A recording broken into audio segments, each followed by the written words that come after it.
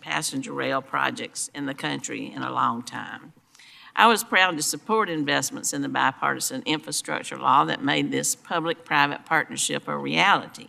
The project was awarded $3 billion in federal state partnership for inner-city passenger rail grants. That's a mouthful, but it's going to also include $9 billion in private investment.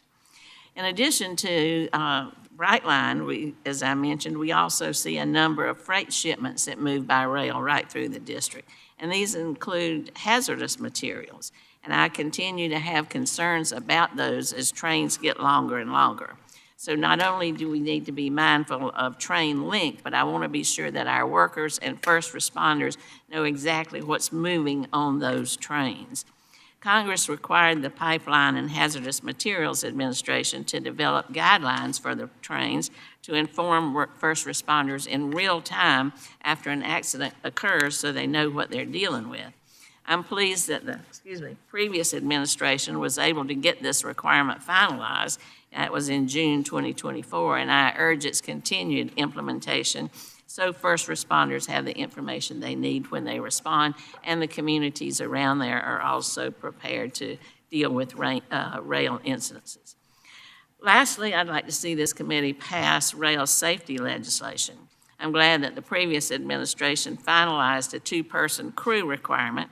I've long advocated for that, and I was pleased to hear that the DOT nominee, Mr. Duffy, indicated his support for that requirement during his confirmation hearings last week. So I hope we can hold him to that and work with the new administration to get rail safety legislation that contains a number of important safety improvements across the finish line during this Congress. So I thank our witnesses who are here today for their time, and look forward to hearing their information. And with that, I'll yield back, Mr. Chairman. Thank you. Now recognize Representative Larson, the ranking member of the full committee. Recognized, 5 minutes. Thank you, Chair Webster and Ranking Member Titus, for holding today's hearing. I'm glad we're following yesterday's hearing on building highways, roads, and bridges with this hearing on rail, because the infrastructure bill has helped create 1.6 million construction and manufacturing jobs across the country. These jobs, with good wages and benefits and working conditions, are driving the low 4.1% unemployment rate while modernizing our infrastructure, including our rail infrastructure. But as I said in yesterday's hearing, it makes it hard, this is why it makes it hard to understand how on the first day in office, the administration signed an executive order to halt this progress, putting millions of dollars, hundreds of thousands of jobs, and thousands of projects at risk with one section of one of the executive orders. Halting the flow of benefits from these appropriations already approved by Congress is a strange way to launch the golden age of infrastructure. Instead, we need to be working on a bipartisan basis to continue these investments in all modes, in particular, as we discussed today, rail. I mean, let's keep it going. The BIL provided transformational funding for passenger rail, as for instance. For the first time since the founding of Amtrak, intercity passenger rail has guaranteed funding. 5 years of advanced appropriations that allows Amtrak to address decades of deferred maintenance and begin construction on long-delayed capital projects. Before the BIL, Amtrak would have to wait until Congress completed the annual appropriations process to find out its capital and operating budget. That is no way to run a railroad. The BIL is nearly $53 billion for 594 projects to improve rail safety and expand passenger rail travel nationwide. In my state, the Cascadia Ultra High-Speed Ground Transportation Project recently advanced to phase 2 of the Corridor Identification and Development Program. It will connect communities throughout the Pacific Northwest to include Vancouver, BC, Seattle, and Portland. It will connect workers in my district to jobs. It will increase access to housing. It will offer greater ways for almost 10 million people to get around the Northwest. Similarly, the federal-state partnership for intercity passenger rail is matching billions of dollars in state and private investment in passenger rail improvements. These investments include Brightline West, as Ranking Member Titus noted, and the Southeast Corridor improvements in North Carolina and Virginia. We have a need for guaranteed funding for rail. Public investment is vital to building a truly national intercity passenger rail system. Last week, the FRA released a report in support of additional long-distance service that incorporates feedback from 50,000 stakeholder and public comments. Amtrak will need new equipment and in some cases new stations to address these service improvements. We also have an obligation to ensure rail travel remains safe for people and safe for goods and safe for communities. So I welcome Secretary-Designate Duffy's commitment to safety as the highest priority for the Department of Transportation. I look forward to working with him to reduce accidents and to save lives. Unfortunately, Class 1 freight rail accident and incident rates have not significantly improved over the last 10 years.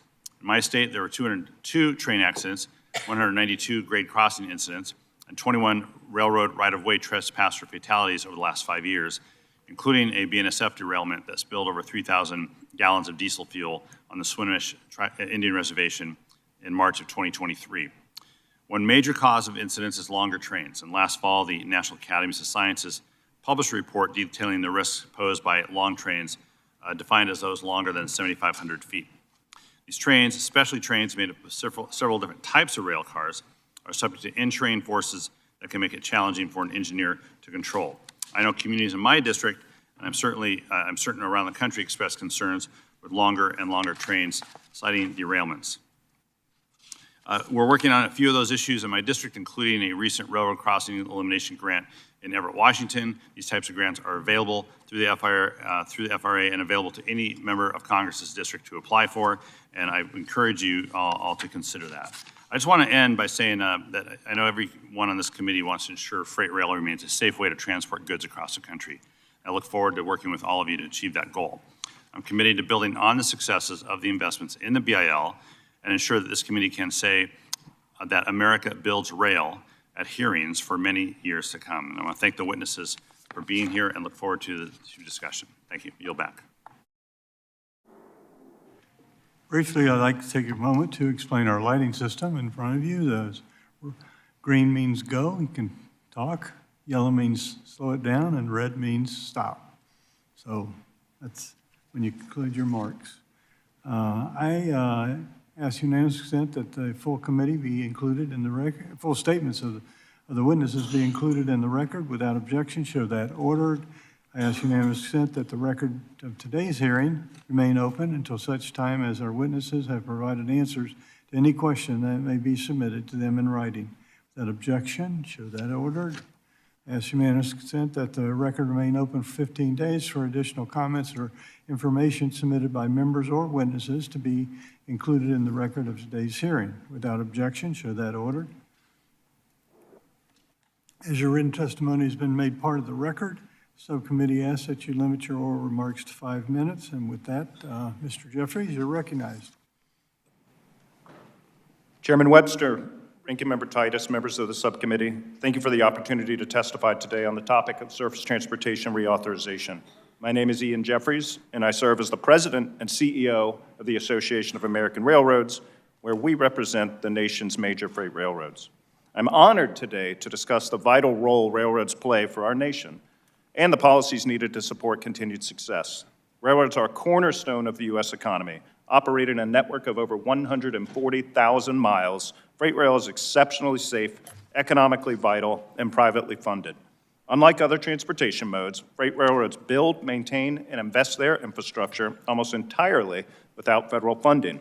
Since 1980, the industry has invested more than $690 billion in private capital, over $1.1 trillion in today's dollars, into maintaining and improving our network. That equates to an impressive $23 billion per year, or $442 million per week, every year. This level of self-sufficiency is unmatched in the transportation sector and ensures that railroads remain a reliable backbone in the supply chain. It also tracks one-to-one with safety, which is at the heart of everything we do. The last decade has been the safest in rail history. Last year was safer than the year before, and the year before that. Significant declines in train accidents, employee injuries, and grade crossings collisions are the result. Led by an unwavering employee commitment, railroads today lead major industries in worker safety. Safer than trucking, safer than airlines, safer than manufacturing, construction, and agriculture, just to name a few. Yet, our work in this space is never finished. Economically, freight rail supports nearly every industry, moving 1.5 billion tons of goods each year. That's 40% of all long-haul freight.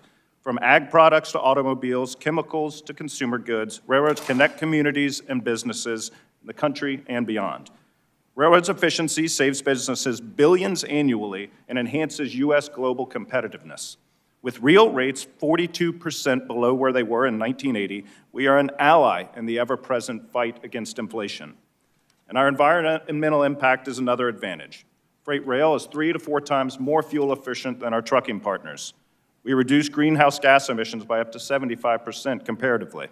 As the demand for transportation grows, railroads are well positioned to meet continuing challenges. And it makes good business sense to be more efficient, as fuel is the second largest cost of our operations. As this committee begins to consider the next surface transportation bill, we encourage Congress to prioritize policies that uphold our ability to invest in infrastructure, support innovation, and advance data-driven safety improvements. We urge outcomes-based regulation to enable further deployment of next-generation technologies. Automated track inspections, for example, can improve safety outcomes, but have been hindered by outdated requirements that mandate manual inspections. A nimbler regulatory approach would allow railroads to innovate while advancing rigorous safety standards. Policies should be geared to meet specific challenges. If a policy cannot be said what problem it is solving, then I'd question its validity. Additionally, Congress should address the insolvency of the Highway Trust Fund. The CBO projects without legislative action, the Highway Trust Fund will face insolvency by 2028, accumulating a $280 billion deficit by 2034, only increasing reliance on general fund transfers like the $118 billion provided under the IIJA. Reauthorization must also reject calls to increase truck size and weight limits, which would exacerbate these funding gaps, degrade roads, further increase congestion on our already clogged highways, and further create a competitive imbalance against our largest competitor. Additionally, programs such as the Railroad Crossing Elimination Grant Program are crucial in collaborating with our public partners to improve grade crossing safety and reduce accidents. Common sense permitting reforms can also put dollars to work more quickly. Freight railroads will continue supporting the economy and driving growth through investment and innovation, and we look forward to working with this committee to ensure the policies enacted in the reauthorization enable the freight rail industry to drive safety, efficiency, and economic growth for years to come. Thank you, and I look forward to your questions. Thank you very much. Now, Mr. Baker, you're recognized for 5 minutes. Thank you. Good morning. I'm Chuck Baker, president of the Short Line Association, representing the nation's 600 small Class 2 and 3 freight railroads. Short lines are the first and last miles of the freight rail network. We move industrial, agricultural, and energy products between ports, factories, and farms, and the larger Class 1 railroads, which connect us to the national and global markets. Short lines used to be the unprofitable branch lines of the larger railroads. Following partial deregulation, rather than abandon those lines, the Class 1s sold those lines to local entrepreneurs. Those newly minted short lines didn't have much traffic and weren't in great shape, but the local folks who took over these lines were eager to make a go of it. They ran efficiently, focused on getting just one more new customer or carload, and bent over backwards to serve their existing customers. And it worked.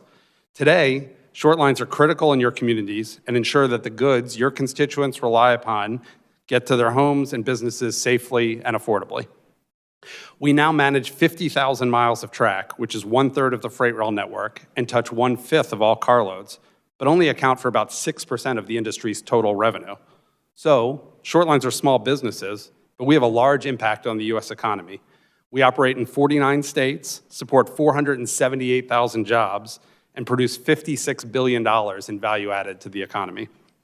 For decades, members of this subcommittee have supported policies that allowed short lines to survive and thrive. Almost every one of you has a short line in your district. Chairman Webster has 2 with the Florida Central and Florida Midland. Congressman Garcia has 9. Congressman Westerman, who's not here at the moment, he has 15. That's the most of anybody in Congress. Congressman Begich in Alaska is one of the states where short lines are the entire freight rail network in the state. The title of this hearing is America Builds, and short lines are indeed eager to build. The next surface transportation reauthorization bill will have a long-term impact on the country. Our top priority in that bill is robust funding for the CRISI program. It's the only federal program that short lines are directly eligible for, and it's been transformational. 240 short line CRISI grants have been awarded. These are bridge rehabilitations, tie changeouts, and rail replacement projects that simply would not have been possible without CRISI. With March approaching, to use a college basketball analogy, CRISI helps get projects off of the bubble and into the big dance. Because of CRISI, short line railroads are safer and customers are better served. Small towns and rural communities have new jobs. The air is cleaner, streets are less congested, and taxpayers are on the hook for less highway maintenance. My testimony provides a lengthy list of completed CRISI projects with specific statements of support. Here's one example. The plant manager of a wood panel processing facility in northeastern Michigan said, Lake State Railway's service has allowed our operation to be cost competitive despite our remote location. CRISI has allowed us to load 286,000-pound rail cars, reducing our costs and helping to ensure our long-term success. Beyond robust funding, CRISI also needs advance appropriations to continue to be most effective. For long-term infrastructure investments, certainty and predictability are crucial. To make CRISI even more effective, we need to speed up the process and shorten the time from announcement to obligation.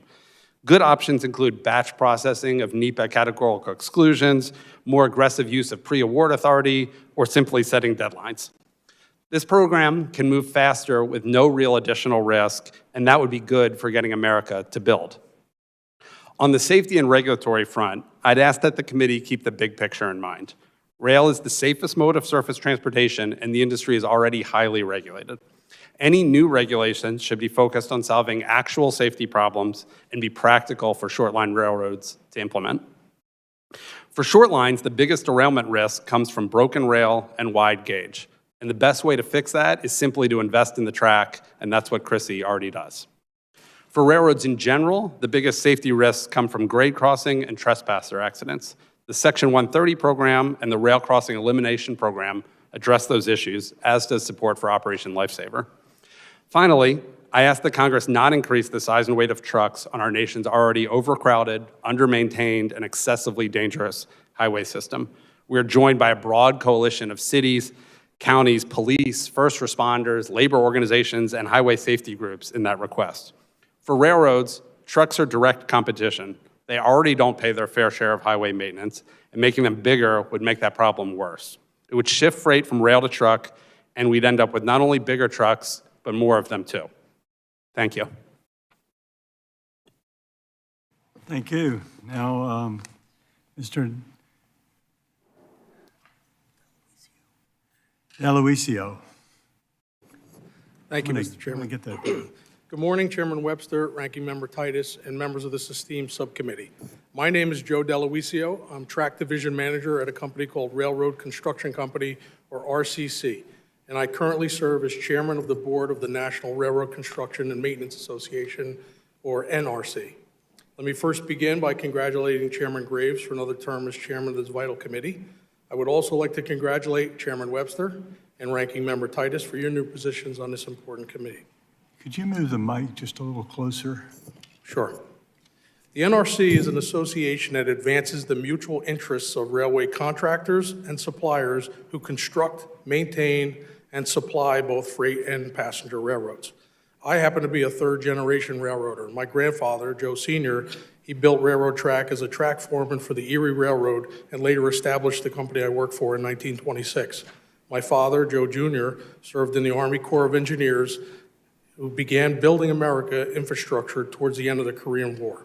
Multiple generations of my family, including aunts, uncles, cousins, all followed along this path. Building rail and building America, quite literally, runs in my blood. As I like to say, we are not just in this industry, we are this industry, and I view this industry as a family.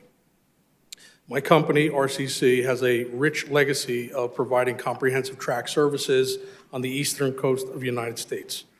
But RCC is just one company within the NRC. Our member companies generate more than 100,000 jobs nationwide, supplying, building, and maintaining freight, passenger, and industrial rail networks. Our members are also mostly small businesses, so we focus on safely delivering quality goods and services for our railroad customers, while also doing so in an efficient and cost-effective manner. NRC members perform every type of rail infrastructure work and serve every type of railway owner, including Class 1s, short lines, and regional railroads, and intercity passenger rail systems. In 2024, contractors played an invaluable role in helping railroads and industrial shippers in the southeastern United States respond to damages from Hurricanes Helene and Milton, and we expect that helping tradition to continue throughout 2025 and beyond. As this committee begins the process of reauthorizing surface transportation programs, the NRC offers the following recommendations that we suggest will help America build. More detailed information is in my written testimony. We'd like to see provide robust funding for our core rail grant programs. The IIJA made many substantial impacts to our industry, including unprecedented levels of funding to rail programs. Spending on infrastructure, especially rail infrastructure, is truly a sound investment that pays dividends to our economy, supply chain, and transportation networks. The NRC supports funding at existing or increased levels for rail grant programs that improve efficiency, safety, and environmentally friendly freight and passenger rail transportation. In particular, the CRISI grant program is a vital source of funding the industry to address key safety improvement projects. Cutting red tape, the IIJA provided unprecedented levels of funding for key rail discretionary grant programs, which had been critical to improving both the freight supply chain as well as enhancing passenger rail in the U.S. However, the speed at which grant agreements have been executed has been too slow. We encourage Congress and the new administration to deliver grant funding in a responsible but more expedient manner. Support increased competition. The NRC strongly supports increased opportunities for contracting out and competition within these programs to stretch federal funds further. This is not an attempt to take work from in-house labor forces. Rather, it is intended to help the industry as a whole perform more work more efficiently. Oftentimes, our members are able to find the most efficient ideas and methods to deliver projects for less cost without compromising safety. Separately but related, there have been attempts in past reauthorization bills to insert language that provides restrictions around the definitions of a rail carrier that are excessive, unnecessary, and attempt to fix a problem that doesn't exist. These provisions would increase cost and reduce flexibility and would make it hard to initiate and expand passenger systems. We focus on safety. It is imperative to allow railroads and rail contractors and suppliers to initiate and deploy safety technologies. We urge Congress to data-driven solutions that would effectively increase the safety of the rail network and avoid policy changes that would place unnecessary and excessive mandates on the rail industry that would not enhance rail safety. The NRC supports maintaining existing federal truck size and weight maximums to help ensure safety on our roads and to control damage trucks cause on our highway infrastructure. Finally, the NRC has long supported safety in the industry, but numerous FRA regulations have not been data-driven, have had tenuous safety benefits despite being pitched as safety sensitive, and have been cumbersome to implement. Many times, this has placed undue paperwork on small businesses. Through this seems to be a top priority for every surface transportation reauthorization bill. The unfortunate reality is that permitting process for rail projects still moves way too slow. The NRC supports efforts to speed up federal permitting and review processes in order to deliver critical infrastructure projects without delays on a reasonable timeline. Thank you for this opportunity to share my perspectives today, and I look forward to any questions. Thank you. Thank you. Mr. Cassidy, you recognize your 5 minutes. Yes, sir. Thank you, Chair Webster, Ranking Member Titus, and members of the subcommittee for the opportunity to testify this morning on the current state of America's freight and passenger rail network. As Deputy National Safety and Legislative Director and Chief Safety Officer for SMART TD, I speak on behalf of the men and women of the rail industry who are committed to ensuring a safe, efficient, and robust transportation system for our nation. I have had no greater pleasure in my career than the opportunity to represent the single most significant factor of what sets our railroad industry apart from the rest of the world, and that is the American railroad worker. It is because of their efforts and their dedication that the rail industry has been able to achieve so many improvements over the last couple of decades, but there's still much work that needs to be done. Currently, we're enjoying some of the most robust funding in Amtrak's history, so it should be no surprise that 2024 was a record year for ridership. Not only were more people able to enjoy the benefits of rail travel, but rural communities were better equipped to directly connect their citizens with the rest of the country. This means better access to work and medical care with fewer cars on roads and highways. But like every other passenger rail service on the planet, Amtrak cannot survive on farebox revenue alone, which is why adequate funding is so important.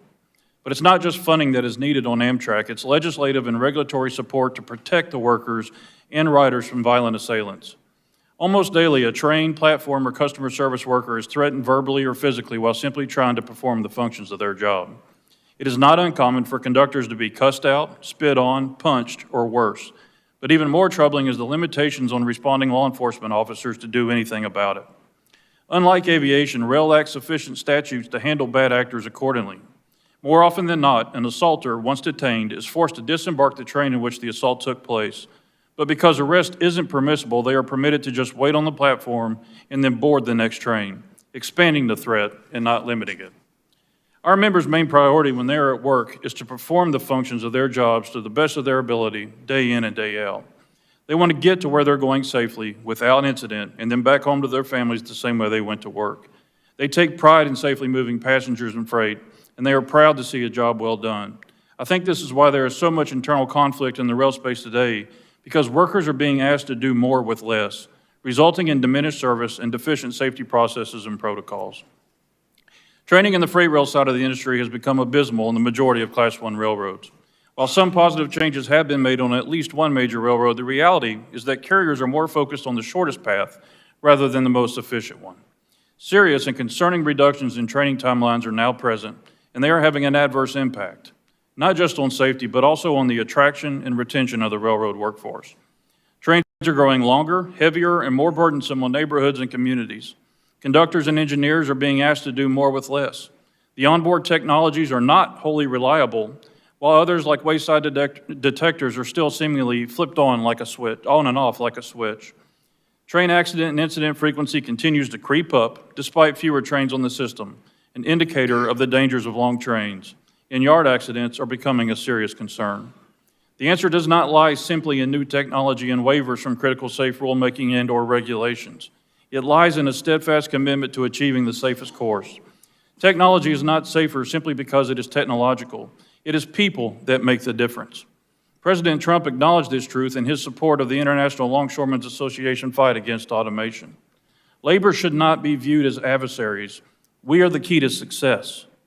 After all, it is the two-person crew that has brought about the safest and richest era ever in railroading history.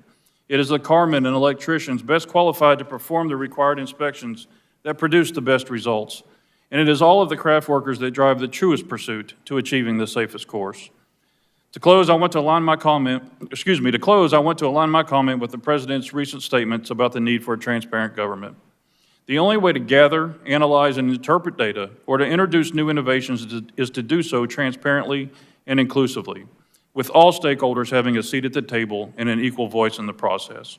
After all, it is the workers that are best suited to speak to the truths and realities of the impacts or potential effects of the consistencies of the data and the technology desired and being developed.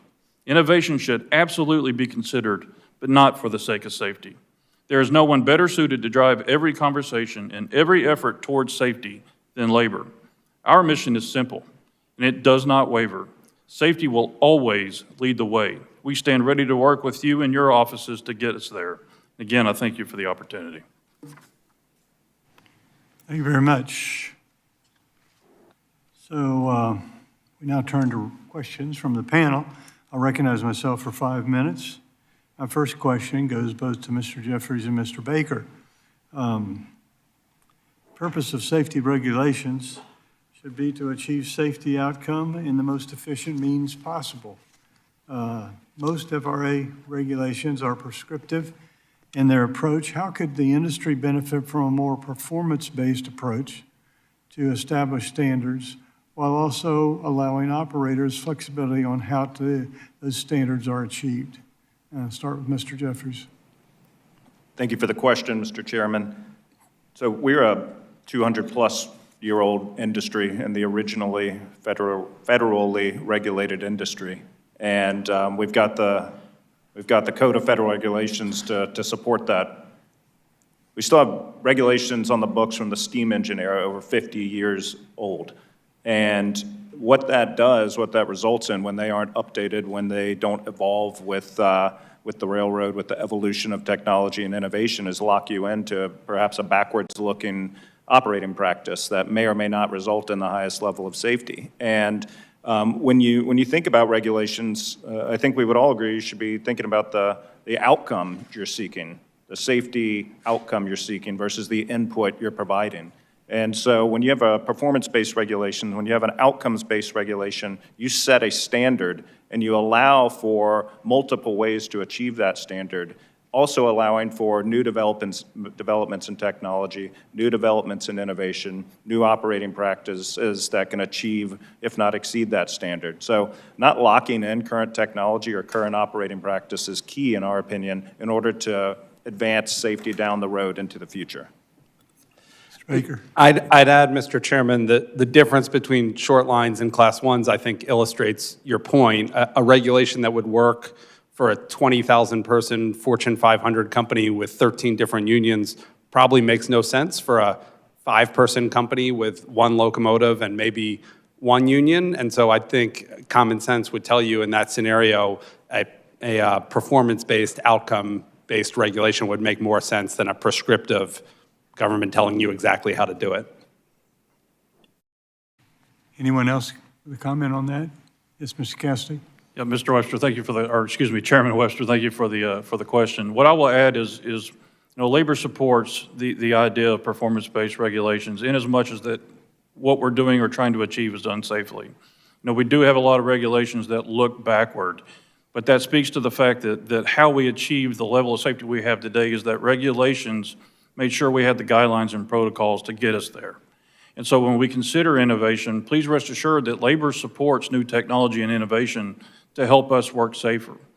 But we need to make sure that the umbrella is not too big so that when the new technologies are being developed, that there's not too much freedom, because the impact could be great on the American public.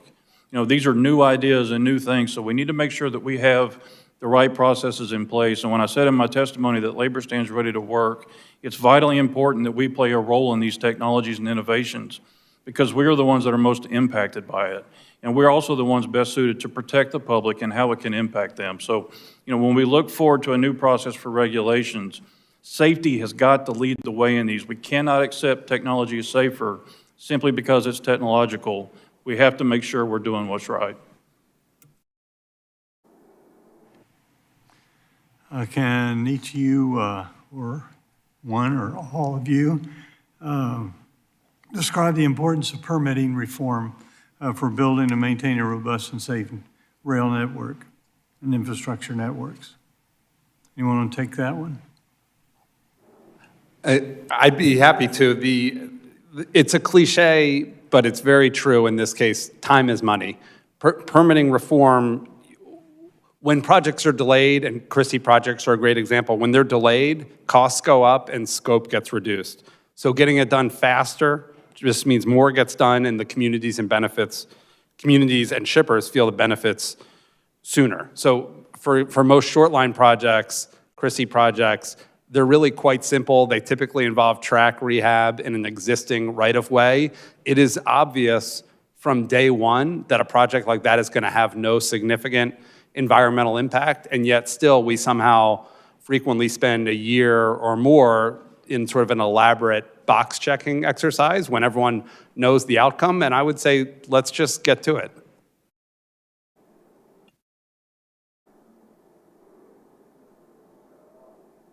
That's the end of my time, so I recognize Ms. Titus. You recognize for a question. We'll hear a lot about safety today, and certainly it is a priority.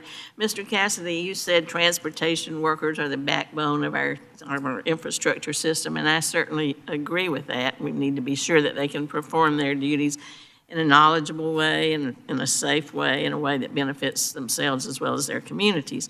I understand that SMART participated in 9 National Transportation Safety Board investigations last year. And I would just ask you, with all this emphasis on safety, why are conductors still getting hurt on the job? Do you notice patterns? Is there anything that we can do about it that might be helpful? Thank you for the question, Ranking Member Titus. And that is a loaded question. Why are our members still getting hurt on the job is a multitude of reasoning. I would start with training.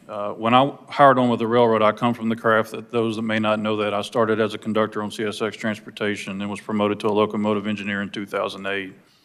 Our training was robust, and it was quite different. In fact, I actually had to pay almost $6,000 just to hire on with the railroad to transition that to what we're looking at today, where you get a bonus for taking the job. But the point I'm trying to make is that the emphasis was on training. We had to go through a regimented process in a school of roughly 6 weeks, and we had roughly 6 months of training.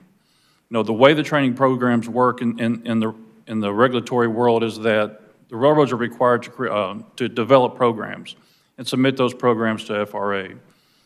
But there's so much freedom in the training programs, the way that they're approved, that they're able to make adjustments or slash timelines without any oversight whatsoever. And what we're seeing now today is training that is being rushed through at astronomical levels. In some cases, in 6 weeks, you see people from hire to working as a conductor. And so that is the single greatest factor. There is not an incident anywhere in this country that we've had the opportunity to investigate with the NTSB that training did not have a role in that. Then you look at some of the practices and the efficiencies and the pressures, the external pressures that are being put on workers, and you have a recipe for disaster. So there's a lot of things that we can improve, but to make this answer short, we have got to get back to taking on training, not focusing on regulatory minimums and only doing what's required by the regulation, but actually owning safety and making sure that our folks are comfortable in their own skin when they're at work and aware of what's going on, what changes have been made, and how to do the job effectively and efficiently. Thank you very much. I think we should look at that as we move forward in this. Appreciate that. Mr. Jeffries, I've just been in this position a short time, but I've already had a number of members talk to me about blocked crossings and long trains and the problems that they cause in their communities. I understand that this committee was told last year that they shouldn't act on any legislation until the report came out of the National Academies of Sciences on the problem of long trains. That was mandated by the bipartisan infrastructure law. Has that report come out? I believe it may have, yes. I think it came out September the 17th. Okay. So I would just ask you, what is in that report that says that we now can act on or should act on to address this problem of long trains and blocked crossings? So thank you for the question, Ranking Member. If I could quickly hit on Mr. Cassidy's comments before I get into this question. 2023 was actually the industry's all-time low in employee injuries, the rate of injuries in the entire industry's history for Class 1s. 2024, we're still closing out that data. Through 10 months, it's slightly lower than 2023. Always more work to be done. Rigorous training is absolutely key, but I just wanted to include that data point. When it comes to trains and train makeup and train length, the median train length of Class 1 train right now, meaning 50 percentile, is about 5,000 feet, and about 90% are shorter than 10,000 feet, and 99% are shorter than 14,000 feet. And train makeup is a subject of commodity mix. It's a subject of what the infrastructure capacity is, and trains are built to be managed based on what the capacity of both the commodities being moved and the length of the train. And I can tell you, in looking at the train accident rate, as we've seen in certain areas, trains grow a bit longer depending on commodity mix, largely driven by the decrease in coal, increase in intermodal. We've actually seen the rate decrease. We've seen the rate decrease from 2022 to 2023 through the first 10 months of 24. And so we continue to operate trains in a safe manner regardless of length and commodity mix. I appreciate that, but my question was about the report, what it said that Congress can now act on since this information has come out about these long trains and blocked crossings. If I could just briefly say that Congress should empower regulatory agencies to address challenges by requiring railroads to put cars together in the safest configuration, ensuring crews are trained, authorizing the FRA to obtain and publicly share data on blocked crossings, and imposing financial penalties of sufficient magnitude to ensure the crossings don't remain blocked. So I think this is something we need to look at as we move forward with this reauthorization. Thank you, and I'll yield back. Gentlelady yields back. Mr. LaMalfa, you're recognized for 5 minutes.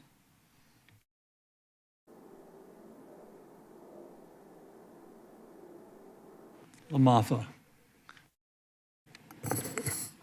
Thank you, Mr. Chairman. Appreciate it.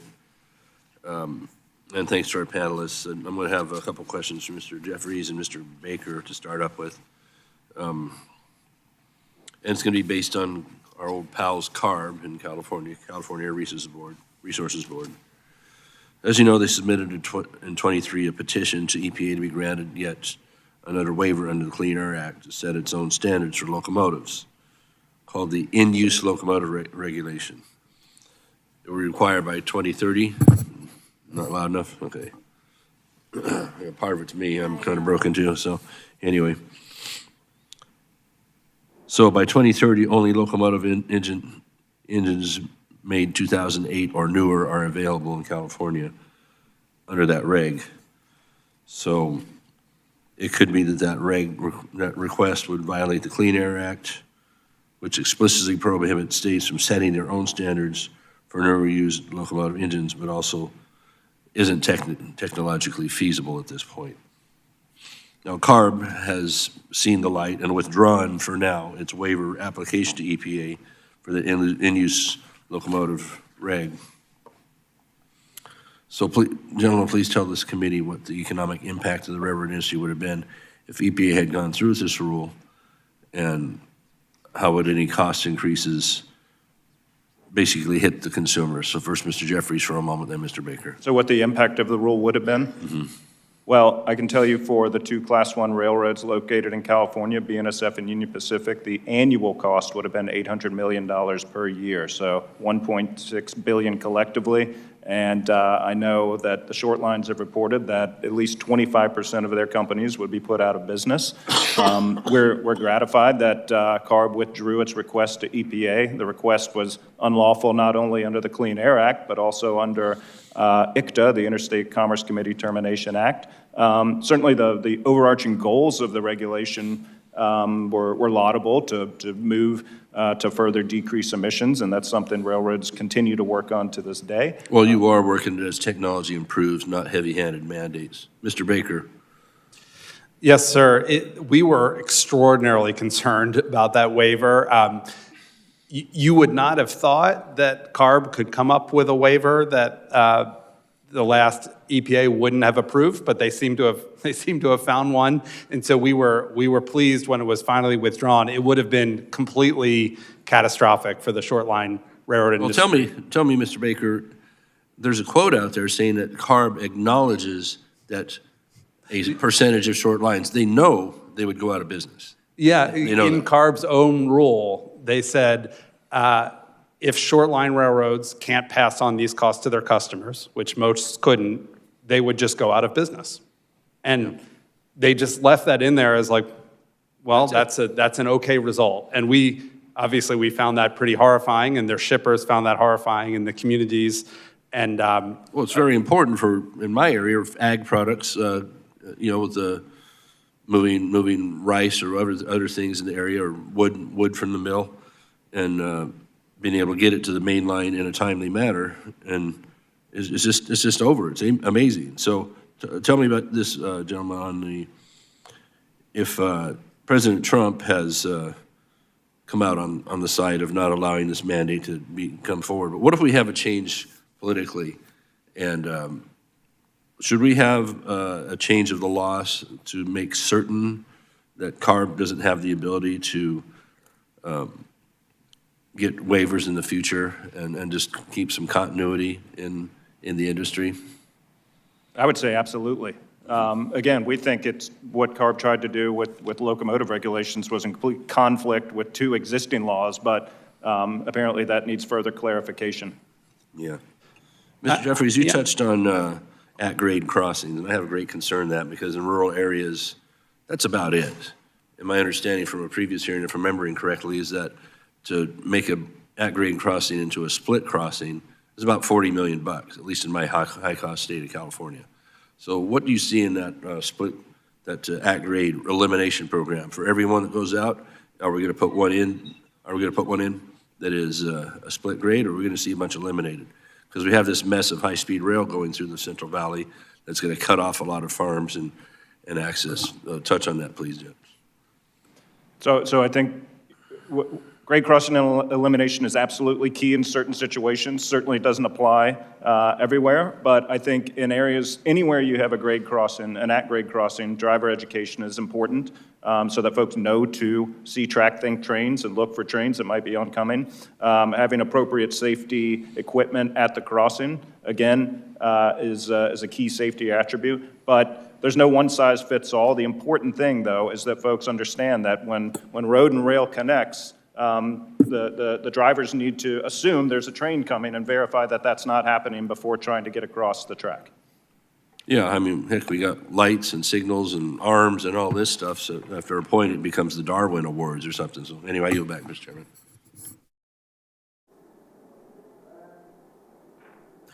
Gentleman yields back. It's Mr. Carson. Thank you, Chairman. One of the many executive orders this week froze hiring and infrastructure funding. Now, considering that many infrastructure projects really get started in the spring, as you all know, this timing was anything but good. In fact, the Federal Highway Administration had to shut down all payments because of this very poorly drafted executive order. Last evening, I, along with my team, heard from the Metropolitan Planning Organization, our local one, and they're very concerned about the damage this will do to infrastructure projects that are underway, or at least soon to start. Do any of you have concerns about this new funding freeze damaging your priority objectives? And if so, please tell us how these executive orders will effectively hurt your progress. I would agree, Congressman, the executive order was not real well worded. I think the initial one-day reaction was a blanket pause across all of DOT on all disbursements. I do think that the clarification memo posted to the White House website last night clarified that it was really only meant to deal with what they're calling Green New Deal projects and EV mandates. So I think in reality, after 36 hours of extreme concern, I don't think really many rail projects at all will be affected, but it was probably a lesson in being careful with words that get posted to the Federal Register and executive orders. Yeah, now, and to that point, while we're there, Mr. Baker, you know very well that the great Hoosier state, Indiana, is the home to many very thriving short-line railroads, which helps us live up to the Hoosier nickname, the Crossroads of America. What's working well now in terms of short lines and your customers, and what are the challenges ahead for this very unique sector, and how can this committee help your efforts effectively? Yes, sir. There are a lot of short lines in all of Indiana. I believe there are 4 in your district alone. The Napoleon, Defiance, and Western is a great example. 10 years ago, there was a viral, at least viral for the world of freight railroading, a viral video showing a train moving down that track at about 5 miles per hour, and it was wavy, and it was messy, and it was called the worst railroad in America. And it probably was. That railroad has now received a Chrissy grant, has upgraded its infrastructure, has doubled its customer base, is moving faster and moving safer. It's good for the community, it's good for the state, it's good for the shippers. It's a fabulous success story, and that's replicated in multiple places in Indiana.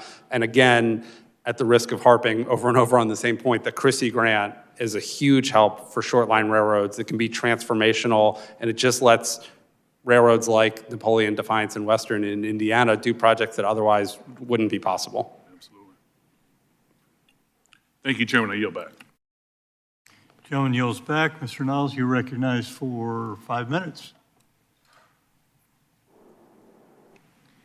Well, I appreciate that, Mr. Chairman. I appreciate the opportunity to discuss the freight and passenger rail network. As we gear up for the surface reauthorization, I have several priorities that I will be advocating for and that I believe will increase safety. Mr. Jeffries, I want to commend you for your comments on the Railroad Crossing Elimination Grant Program. I do believe we are of one mind one mind, that the safest crossing is the crossing that is not there. I believe labor supports it as well. I'd like to say, hey, good to see you, Greg. Good to see you, Jarrett. As we work on surface reauthorization and specifically the rail title, I will most assuredly be advocating for that program and another one to modernize the tank fleet with 21st century telematics. The telematics grant program that I authored in the Railway Safety Enhancement Act will give shippers and tank car owners vital information about their assets' health and information about where their products are in the rail network. I believe this information is the property of the tank car owners and must be shared with the operators in real time as their goods are moving along the rail network. Mr. Jeffries, the FCC's allocation for the 900 megahertz spectrum is a valuable opportunity for the railroads to enhance safety, reliability, and operational efficiency. Will the Class 1 railroads commit to comply with the FCC order on spectrum by September of this year? I think they want to know by September of 2025. Will you do that? Thank you for the question, and you're spot on with our shared views on rail crossing elimination, and thank you for your support on that. Yes, we will comply. I've talked to our internal experts, and we're on schedule to comply, and be happy to bring in those experts to sit down with you and your team in more detail, but that process is in place, and we're moving forward. And will you commit to promptly inform the FCC and members of this committee if there are any issues with compliance? Absolutely. Once the railroads are done moving to the A block within the 900 band, can you share what the railroad industry's plans are to further develop that spectrum to show a continued commitment to safety and what the time frame the industry will need to achieve that? Well, certainly that's what we're developing right now, and when you look at spectrum use and what we've been able to build out along our network through our PTC network, we've got a 54,000-mile 5G network now, moving on to tighter bands of spectrum. That'll open up more capacity, allow us to really take kind of the wireless backbone to new heights. Okay, I'm going to have some follow-up questions for the record on this topic, and I expect them to be answered. I'd like to pivot to a discussion about C3RS.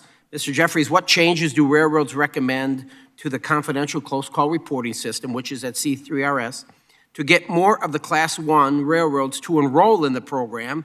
Because if you remember, you sent a letter saying all the Class 1s would enroll in this after East Palestine. Thank you for that, and it's a good discussion to have again. So 2 of the Class 1s have signed up to the program.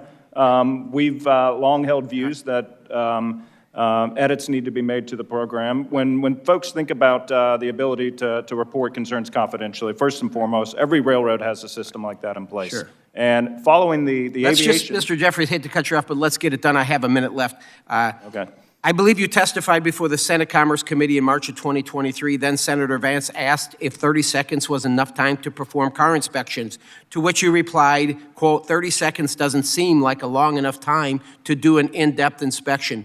Should there be a minimum time requirement for carmen to do inspections? And if not, what do you recommend? So I'd say there's no one-size-fits-all. There's myriad inspections that occur, and while 30 seconds may not be a lot, there may be 0 time required if it's an autonomous inspection. Fair enough. Let the record reflect that Vice President Vance introduced legislation to mandate 2-person crew size that was endorsed by President Trump. Incoming Secretary Duffy, who just moved out of Commerce Committee by a vote of 28-0, confirmed he would not pull back the 2-man work rule. As a member of this committee, I support that rule. The idea that Republicans will do whatever big business want and will not take into account the needs of the working men, it's outdated. I will just say that dog doesn't hunt. With that, I yield back. Gentleman yields back. Mr. Mould. Thank you, Mr. Chairman. And I just want to begin with a word of appreciation for the comments from my colleague from Texas, who's been a real partner on working to find good solutions for rail safety solutions that take the industry forward, not backward, and improve safety for all, and make the point to all of America that rail is a far safer way to transport things, especially hazmat, than trucks. And that point seems to be lost on a lot of people. Mr. Chairman, in your opening remarks, you talked about improving safety through technology and innovation. That's what we're talking about. When the industry comes back to us and says you just want to install defect detectors, a 1960s technology, when you have the opportunity to put in telematics so that every engineer on every train knows the instantaneous bearing temperature of every wheel and can immediately respond to a problem. And oh, by the way, it's not so bad that customers also know where their cars are for the first time in history. That's about taking the industry forward, not back. Now, Mr. Chairman, I would be remiss if I didn't also mention that you talked about decreasing dependence on government funding for railroads. It's interesting that you don't talk about decreasing dependence on government funding for highways or airlines. We've subsidized highways and airlines to the tune of billions and billions, hundreds of billions of dollars over the decades. It's interesting that the freight railroad system is asked to compete against this heavily subsidized alternative. The freight railroads are really the only transportation system in America that funds its own infrastructure through the private sector, right? Now, President Trump has instituted this new Department of Government Efficiency. I think the idea is that the government should invest in efficiency and perhaps not subsidize inefficiency. So if the only transportation system efficient enough to pay for its own infrastructure is freight rail, then why do we continue spending billions and billions and billions of taxpayer dollars every year subsidizing highways and truckers? Shouldn't we be investing in efficiency? Does that make sense to you, Mr. Jeffries? 100%. You also mentioned, Mr. Chairman, that Amtrak should be off government support, but you didn't mention that our highways should be off government support or that our airlines should be off government support. It's an interesting contrast. Mr. Cassidy, you mentioned high-speed rail in your opening comments or your testimony. It's interesting that America is the only developed country in the world not investing in high-speed rail. The only developed country in the entire world. I challenge anyone here to think of another developed country that's not investing in high-speed rail. We're just barely starting. Now, is that because there's some vast high-speed rail conspiracy that's infected every other country on Earth and just hasn't hit the United States yet? Or does it actually make sense, make economic sense to invest in high-speed rail? Thank you for the question, Congressman. It absolutely makes sense to invest in high-speed rail.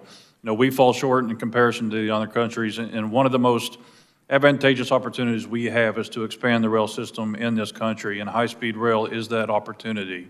And we fully support and are on board to see more rail for the citizens of this country. And so, you know, we need to capitalize on that. We need to accept that. There are no conspiracies out there as far as I'm aware of high-speed rail.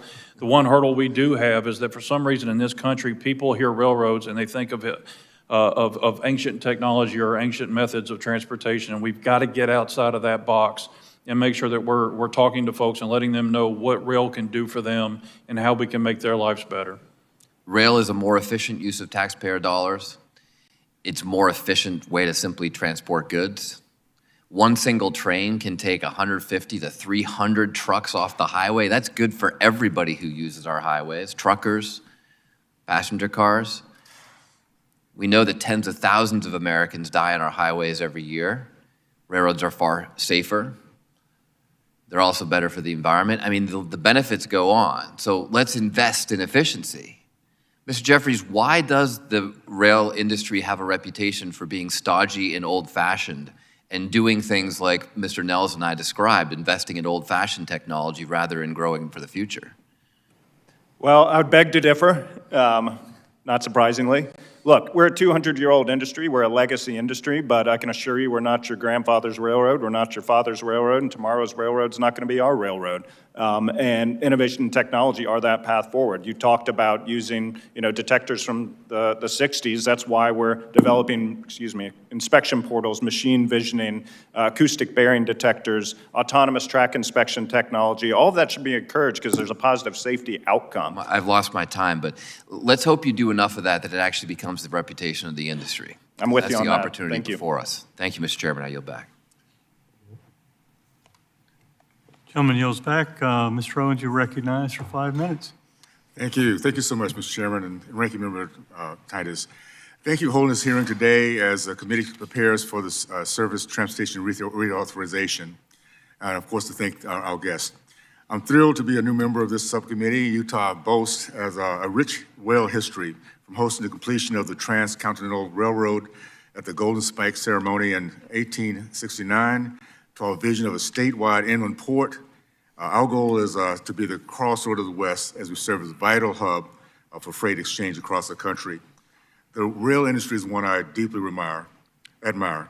In my position as vice chair of the subcommittee of education workforce, I applaud America's freight rails in using their own funds on capital expenditures and upkeep expenses. While much of our country's infrastructure lags behind modern standards and needed upgrades, the freight rail is at the tip of the spear in this innovation. With an average compensation of over $149,000 and a median tenure of railroad employees of 13 years, this industry continues to be the place where people want to work, enjoy working, and supporting a family without a large amount of student debt. As a member of the Education Workforce Committee, I look forward to working with you to better connect America's great talent to this essential industry. Mr. Jeffries, from the workforce perspective, what does your industry do differently, and how can other industries struggling with stagnant wages, employment and retention, and low morale learn from the railroads? Thank you for the question. And you hit the nail on the head. Our employees, as Mr. Costi made the point, our employees are the key reason that we are able to serve America's communities and customers so well and do it at such a high level of safety, and they deserve our thanks every day. And you're right that the average tenure for a rail employee is almost 4 times that of other industries, and so we're very proud of that, and we want to keep our folks, keep them online, and that's why we have 4th-generation railroaders working on our teams. So I would put a few different pieces together. One, we've worked very hard over the past few years to build a positive momentum with our employees, whether that's scheduling agreements that provide a more predictable schedule for our operating crafts to better plan their lives, whether it's negotiating out paid sick benefits, of which over 93% of our employees now have, or whether it's getting a jump on collective bargaining so that our employees don't have to wait several years before they get their additional pay increases. And I'm very pleased that while the latest round of bargaining started just this past November, we already have 5 national agreements fully ratified in place, so the employees of those 5 unions know what their salary increases are going to be for the next 5 years. They know their health care is going to be almost half that. The cost of their health care is going to cost almost half that of the general population, and they know that they're going to get additional days off early in their careers. Not to mention additional deals that have been done on a railroad-by-railroad basis to lock in agreements as well.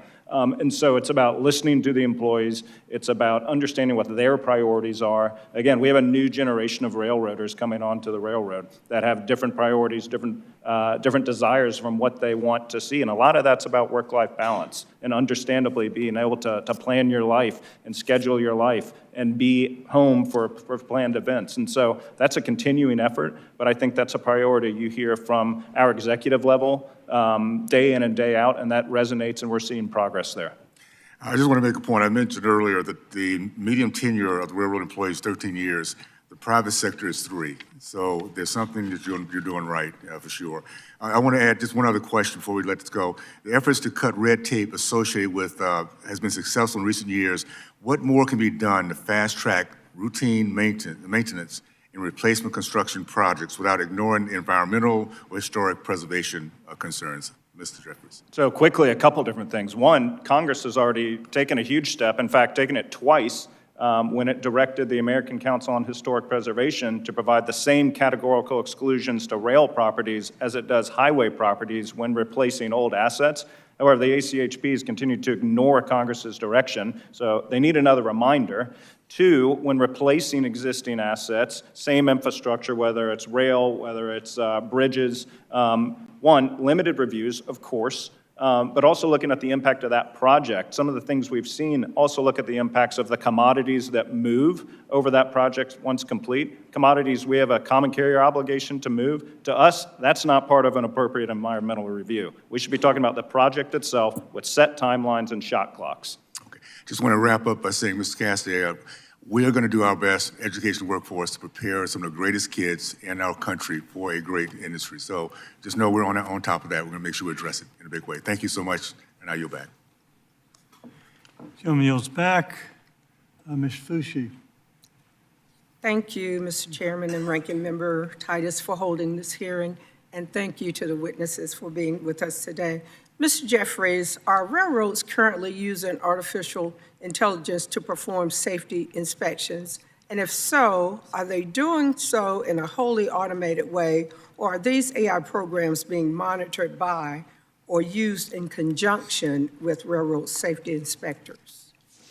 So the short answer is yes, AI is being deployed. And when you think about what happens every day on the network, whether it's via detectors, sensors, other information, we gather an immense amount of data about not only the operations, the safety, but the service of our network. And so the more data we continue to gather, we can use AI through predictive analytics to determine when a product might begin to show wear and tear based on historical performance. Or in a service standpoint, we might be able to further calibrate delivery windows so that our customers can better have a sense of when we're going to arrive, plan their workday, have their employees ready.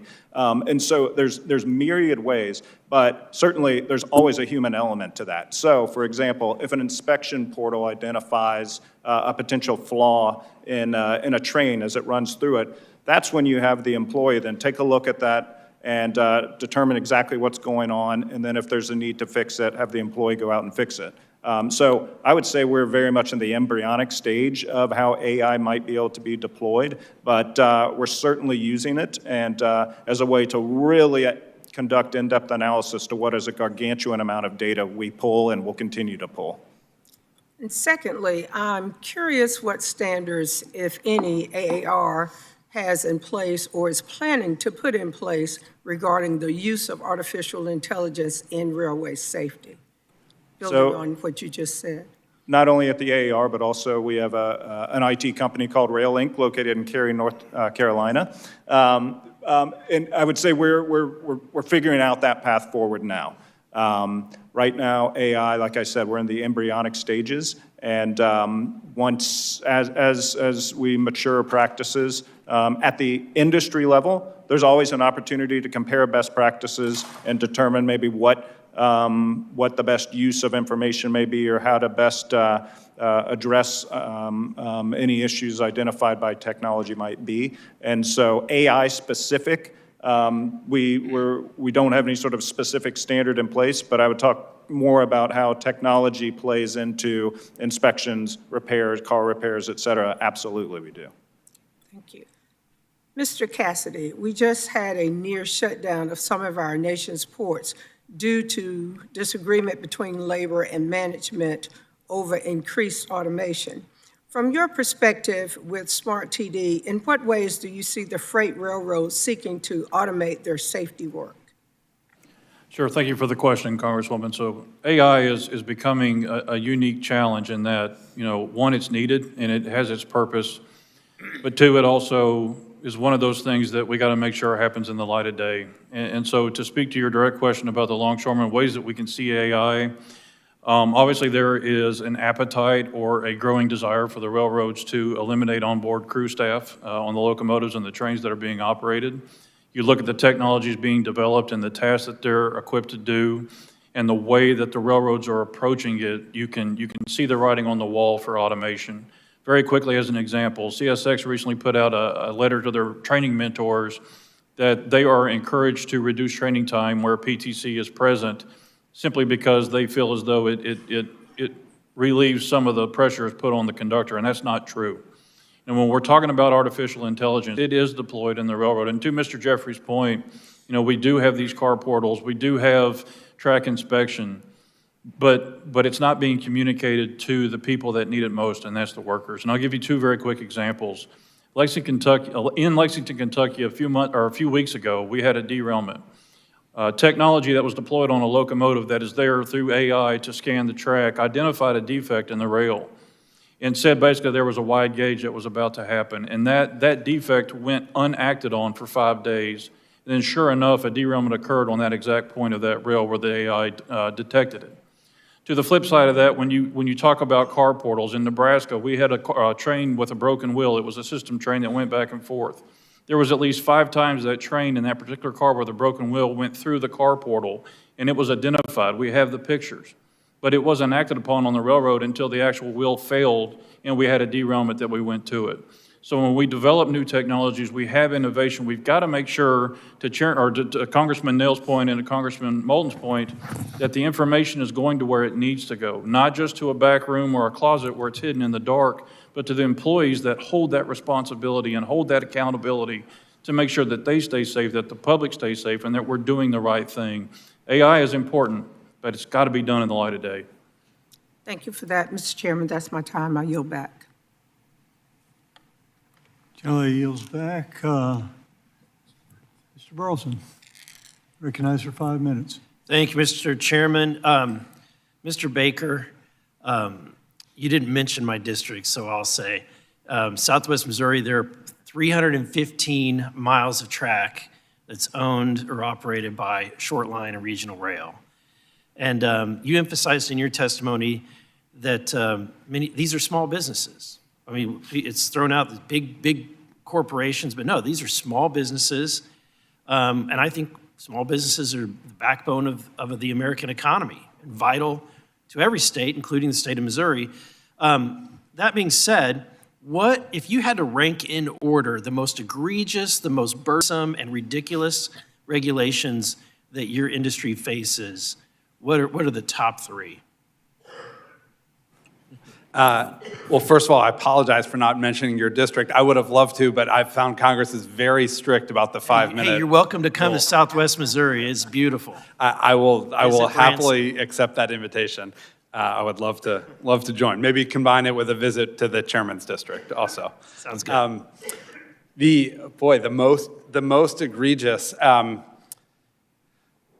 I will say on one, which is really more kind of red tape than a regulation, but on the Christie grants, when they come, there are recipients of the grants who just ask for permission to use pre-award authority. That is basically to spend their own money at risk before the grant gets finalized, just so they can get things going, buy materials, for instance, hire engineers, hire contractors, start the work, and it is very difficult to even get authority for pre-award approval from the FRA. For the life of me, I cannot figure out why that is anything other than an easy yes, almost instantaneously. That's one. Dispatcher certifications, dispatcher and signalman certifications is a new rule that is coming that I believe is a textbook example of solving a problem that just doesn't exist. There's no data, no reason to believe that we had dispatchers or signalmen who are untrained or undertrained or causing accidents because of a lack of training. We find the certifications to be...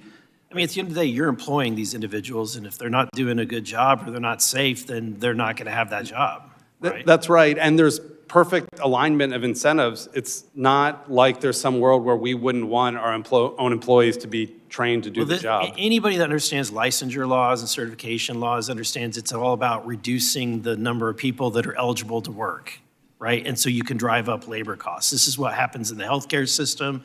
Every work labor-related industry that wants to impose government, certification requirements is just about reducing the labor pool.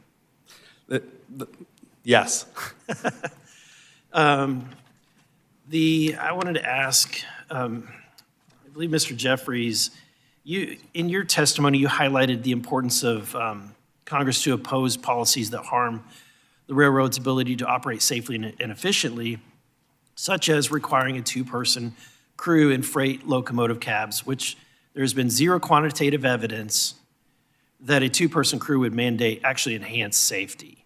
So could you highlight what is the impact and the effect in the industry that this two-person rule has?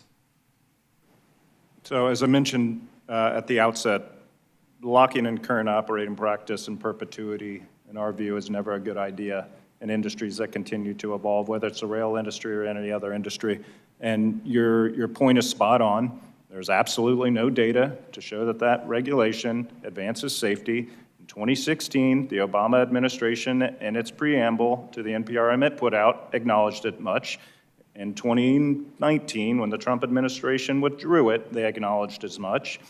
2020, on the campaign trail, President Biden made a campaign promise that he was going to put the rule back out. He did. Still a lack of data. Technology has only continued to advance. PTC has only continued to advance. Our view is that, look, train consist has always been a matter for collective bargaining between us and our employees. That's where it should be. There's no data to support another outcome. And we think locking in current operating practice is counterintuitive to the continued progress of the industry, especially when one of the core priorities identified by our employees is establishing more of a work-life balance. And when we can create a scenario when an employee works a scheduled shift, goes home to bed in their home every night, then we believe there's opportunities to continue to have that conversation with our unions to see if there are agreements that can be met in certain situations. Thank you. My time has expired. I yield back. Gentleman yields back.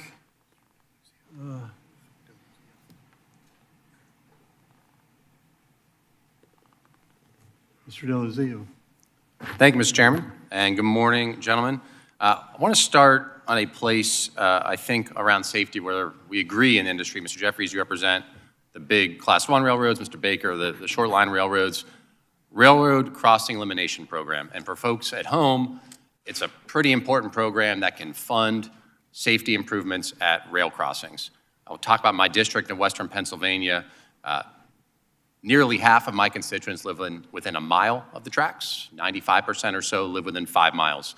I hear from local government all the time about concerns and safety issues around crossings. Cheswick in my district, home to a crossing with the second highest accident rate in the Northeast United States. The Keys Rocks in my district, 5th worst rate in Pennsylvania.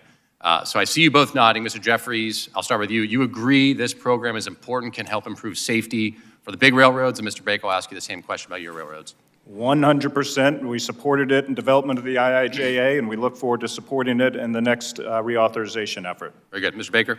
The program works. I think we only all wish there could be more of it. The biggest challenge with grade separations is just they're quite expensive. It's not hypothetical in my district, or I assume many of my colleagues. You know, this really is a risk to our communities. I hear from so many local officials about this problem. We need to make sure we continue to fund this in a real way. Now, maybe where we aren't going to agree so much are broader rail safety efforts that have been quite bipartisan. I commend Mr. Nels from Texas, Mr. Moulton, Ms. Sykes, Mr. Rulli, who represents East Palestine. I represent the Western Pennsylvanians, also impacted by the terrible derailment in East Palestine with Norfolk Southern almost 2 years ago. And yet we still have not had Congress take any action on rail safety. That is unacceptable to me and my constituents. I've heard Mr. Rulli talk about his constituents in East Palestine. I've heard it from Vice President Vance, President Trump. I heard it from the prior administration. They support these rail safety efforts, and yet nothing's happened. I don't accept that. And I guess a simple part of this is whether we're going to trust the rail industry to regulate themselves. So Mr. Cassidy, let me start with you. You represent men and women who work in this industry, who work to keep the trains moving safely and efficiently. Mr. Cassidy, do you trust the railroads to regulate themselves? Unfortunately, I do not. They make a lot of unilateral changes quite regularly that are the outcome of external pressures, whether that be Wall Street or scheduling or whatever that may be. And they find ways to capitulate to those pressures, which unfortunately end up cutting corners and that affect our people. You know, when you look at long trains, when you look at the scheduling, when you look at attendance policies, all of these things have impacts on the workforce and ultimately the service. You know, two-person crew, if they have their way, Mr. Jeffries just said it, they don't feel the need for keep the conductor. But if we remove the conductor off the cab of the locomotive, we do have a history that shows two-person crews and the conductor deliver a level of safety. To remove that person, you are going to equate to risk. You're going to bring a new risk into it. And so we got to make sure that we have guidelines and guardrails that we're doing the right things because they're going to have impacts on the American public. And when you look at attendance policies, just an example, last week, I believe it was, maybe two, BNSF decided to cut and slash their attendance policy without any conversation or consideration. You know, work-life balance is being used up here as though it's a gift, but it's not a gift. It's a hammer over our workers' head.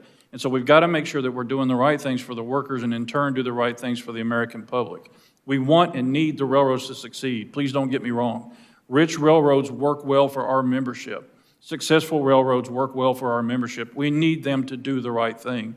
But unfortunately, we cannot trust them to do that because there are pressures that they capitulate to, and we can't account for that. Well, Mr. Cassidy, you made a point about railroads succeeding being good for your members and being good for our country, right? We have to move goods safely and quickly. I'm not willing to use my constituents as collateral damage in the way of profits, but we have to move things on the rails safely. And to the point of trusting the railroads to regulate themselves, in the year after the derailment, the Class 1 railroads' derailment rate increased. I'll read you a quote about those figures. Quote, "These figures show the railroads industry's safety standards are getting worse. We can reverse the trend by passing the Railroad Safety Act immediately." That was Senator Vance, who's now our vice president. Let's pass the legislation and protect my community, protect communities like ours all over the country. Mr. Chairman, I'll yield back. Gentleman yields back. Mr. Fong, you're recognized for 5 minutes. Thank you, Mr. Chairman. Wanted to ask a few questions of Mr. Jeffries and Mr. Baker. I certainly share your perspective. It was important that CARB withdrew their petition to implement as an unworkable in-use locomotive rule, and I think that's important for our supply chain. Did want to ask if there were other state or federal policies that are going to hinder or rail operations in California specifically. Well, thank you for the question. And if I could just comment quickly, 2022, the 2023 derailment rate was significantly lower than 2022. In the first 10 months, it's lower than, of 24, it was lower than 23. 2.77 incidents per million train miles. That's not good enough. It should be 0, but progress continues to be made on that front. And I just wanted to make sure the record reflected that. And thank you for your support on CARB's misguided efforts. You are a leader in the efforts in calling out while noble in the pursuit, the complete unrealistic attempt and illegal attempt for CARB to do what it did. Look, at the end of the day, California and CARB in particular, they seem to be a model for bureaucratic overreach time and time again. And our concern, especially when it's the rail industry, if CARB acts and they're allowed to act, that's not a state regulation. It's effectively a federal regulation because we're a nationwide interconnected network. Now, fortunately, that's why the STB, Surface Transportation Board, has strong preemption authority, and that was the second law that CARB was violating, trying to regulate this. But I'd be happy to sit down with your team and get into more specifics on individual regs, but thank you for your support on the loco emissions piece. Thank you. I would say that the CARB rule was so egregious and so kind of terrifying for the short line industry about essentially threatening to put us out of business. We are, again, thrilled that it was withdrawn. Appreciate your support in particular on helping with that. I do think that Congress would be wise to consider taking a look at the Clean Air Act and the authority that's given to CARB and changing, at least limiting that in scope so that at least on industries that are clearly meant to be regulated at the federal level, not the state level, like railroads, that we can't revisit this nightmare the next time they have an administration that might be willing to approve such a waiver. Certainly, it's, we all know that rail is a key component of the supply chain that is not only in California but across the country. Now, certainly, that's part of our concern about CARB's rule. I did want to ask, how can freight rail infrastructure be expanded or optimized to accommodate the increasing demand in supply chains and capacity? Of course, what are the key rail corridors in California that can be improved? How can we expand rail capacity at the ports to create some coordination to reduce congestion and improve the flow of goods? So one of the common themes we've heard, I think, is through sensible permitting reform to let dollars get put to work more quickly in a more efficient way. And that's really just about setting timelines, recognizing what should be pre-existing categorical exclusions, and avoiding unnecessary costs through inflationary delay. In our ports, we've seen significant efforts to increase information sharing among the supply chain stakeholders. That's key. The Barstow Intermodal Gateway in Southern California, massive investment occurring, getting that approved so it can be built quickly. Get those containers out of the Southern California basin quickly, let them be built into trains and dispersed throughout the country out in a big open space. Key. There's other massive projects like that, and really the Surface Transportation Board, who I mentioned before, exercising its its preemption authority over both rail projects and our customers' projects. Mr. Baker. I'd add, again, at the risk of harping on it, the CRISI program is extraordinarily effective at investing in short-line infrastructure, including in California. The Sierra Northern recently received one for building out a big rail loading yard. And so further support of programs like that and having it move faster, I think will accomplish exactly what you're looking for. I appreciate that. I think my time is running out, but I appreciate the work that's being done in the rail industry to move our products and our goods across the country and get them from the ports and to our homes and businesses and farms. So thank you, and I yield back. Gentleman yields back. Mr. Garcia, you're recognized for 5 minutes. Thank you, Mr. Chairman and ranking member, to our witnesses here today. I represent Chicago, the nation's busiest freight hub.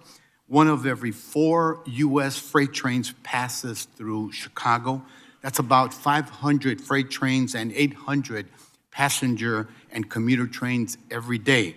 I was glad to see that the Chicago Region Environmental and Transportation Efficiency Program, better known as CREATE, received 2 important grants from U.S. DOT. Nearly $300 million will go to improvements on a 3-mile elevated rail corridor on Chicago's south side.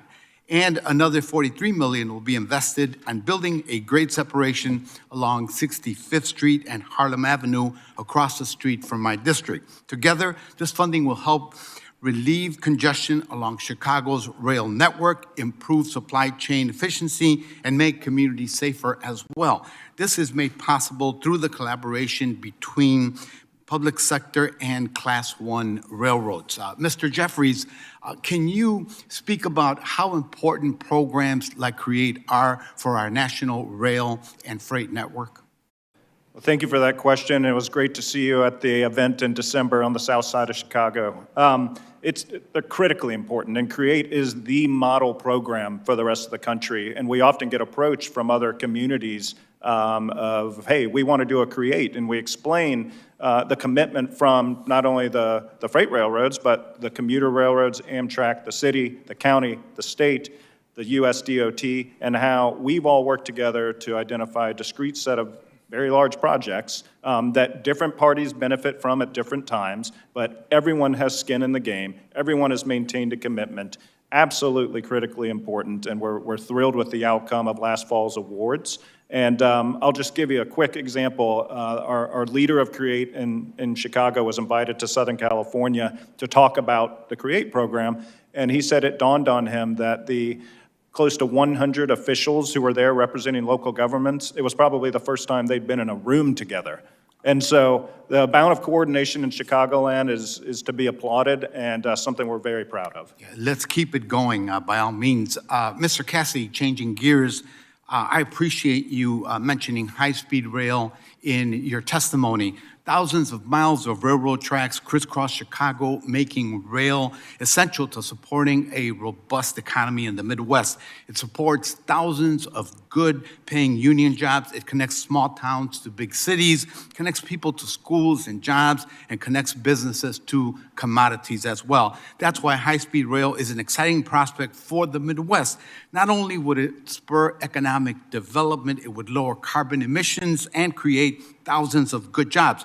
A commission in Illinois is currently studying the Chicago to St. Louis route and will produce a statewide plan. Can you address how transformational a high-speed rail system in the Midwest would be, and what role can the federal government play to support development plans for high-speed rail? Sure, thank you for the question. High-speed rail would be absolutely transformational for the rail industry, and for all the reasons that you addressed. I mean, the efficiency and the effectiveness and the benefits for the American public are exponential and hard to be quantified in such a short statement like this. But for the rail workers as well, to know that we would have the opportunity to see the economy and the infrastructure grow is something that we haven't seen for a long time. That's why Brightline West is so encouraging, because the more we look at transportation in our country, the more we recognize that the highway system isn't doing what it's supposed to be doing anymore, that it's too crowded, that it's not efficient as the way it should be. High-speed rail gives us the opportunity to alleviate a lot of those pressures.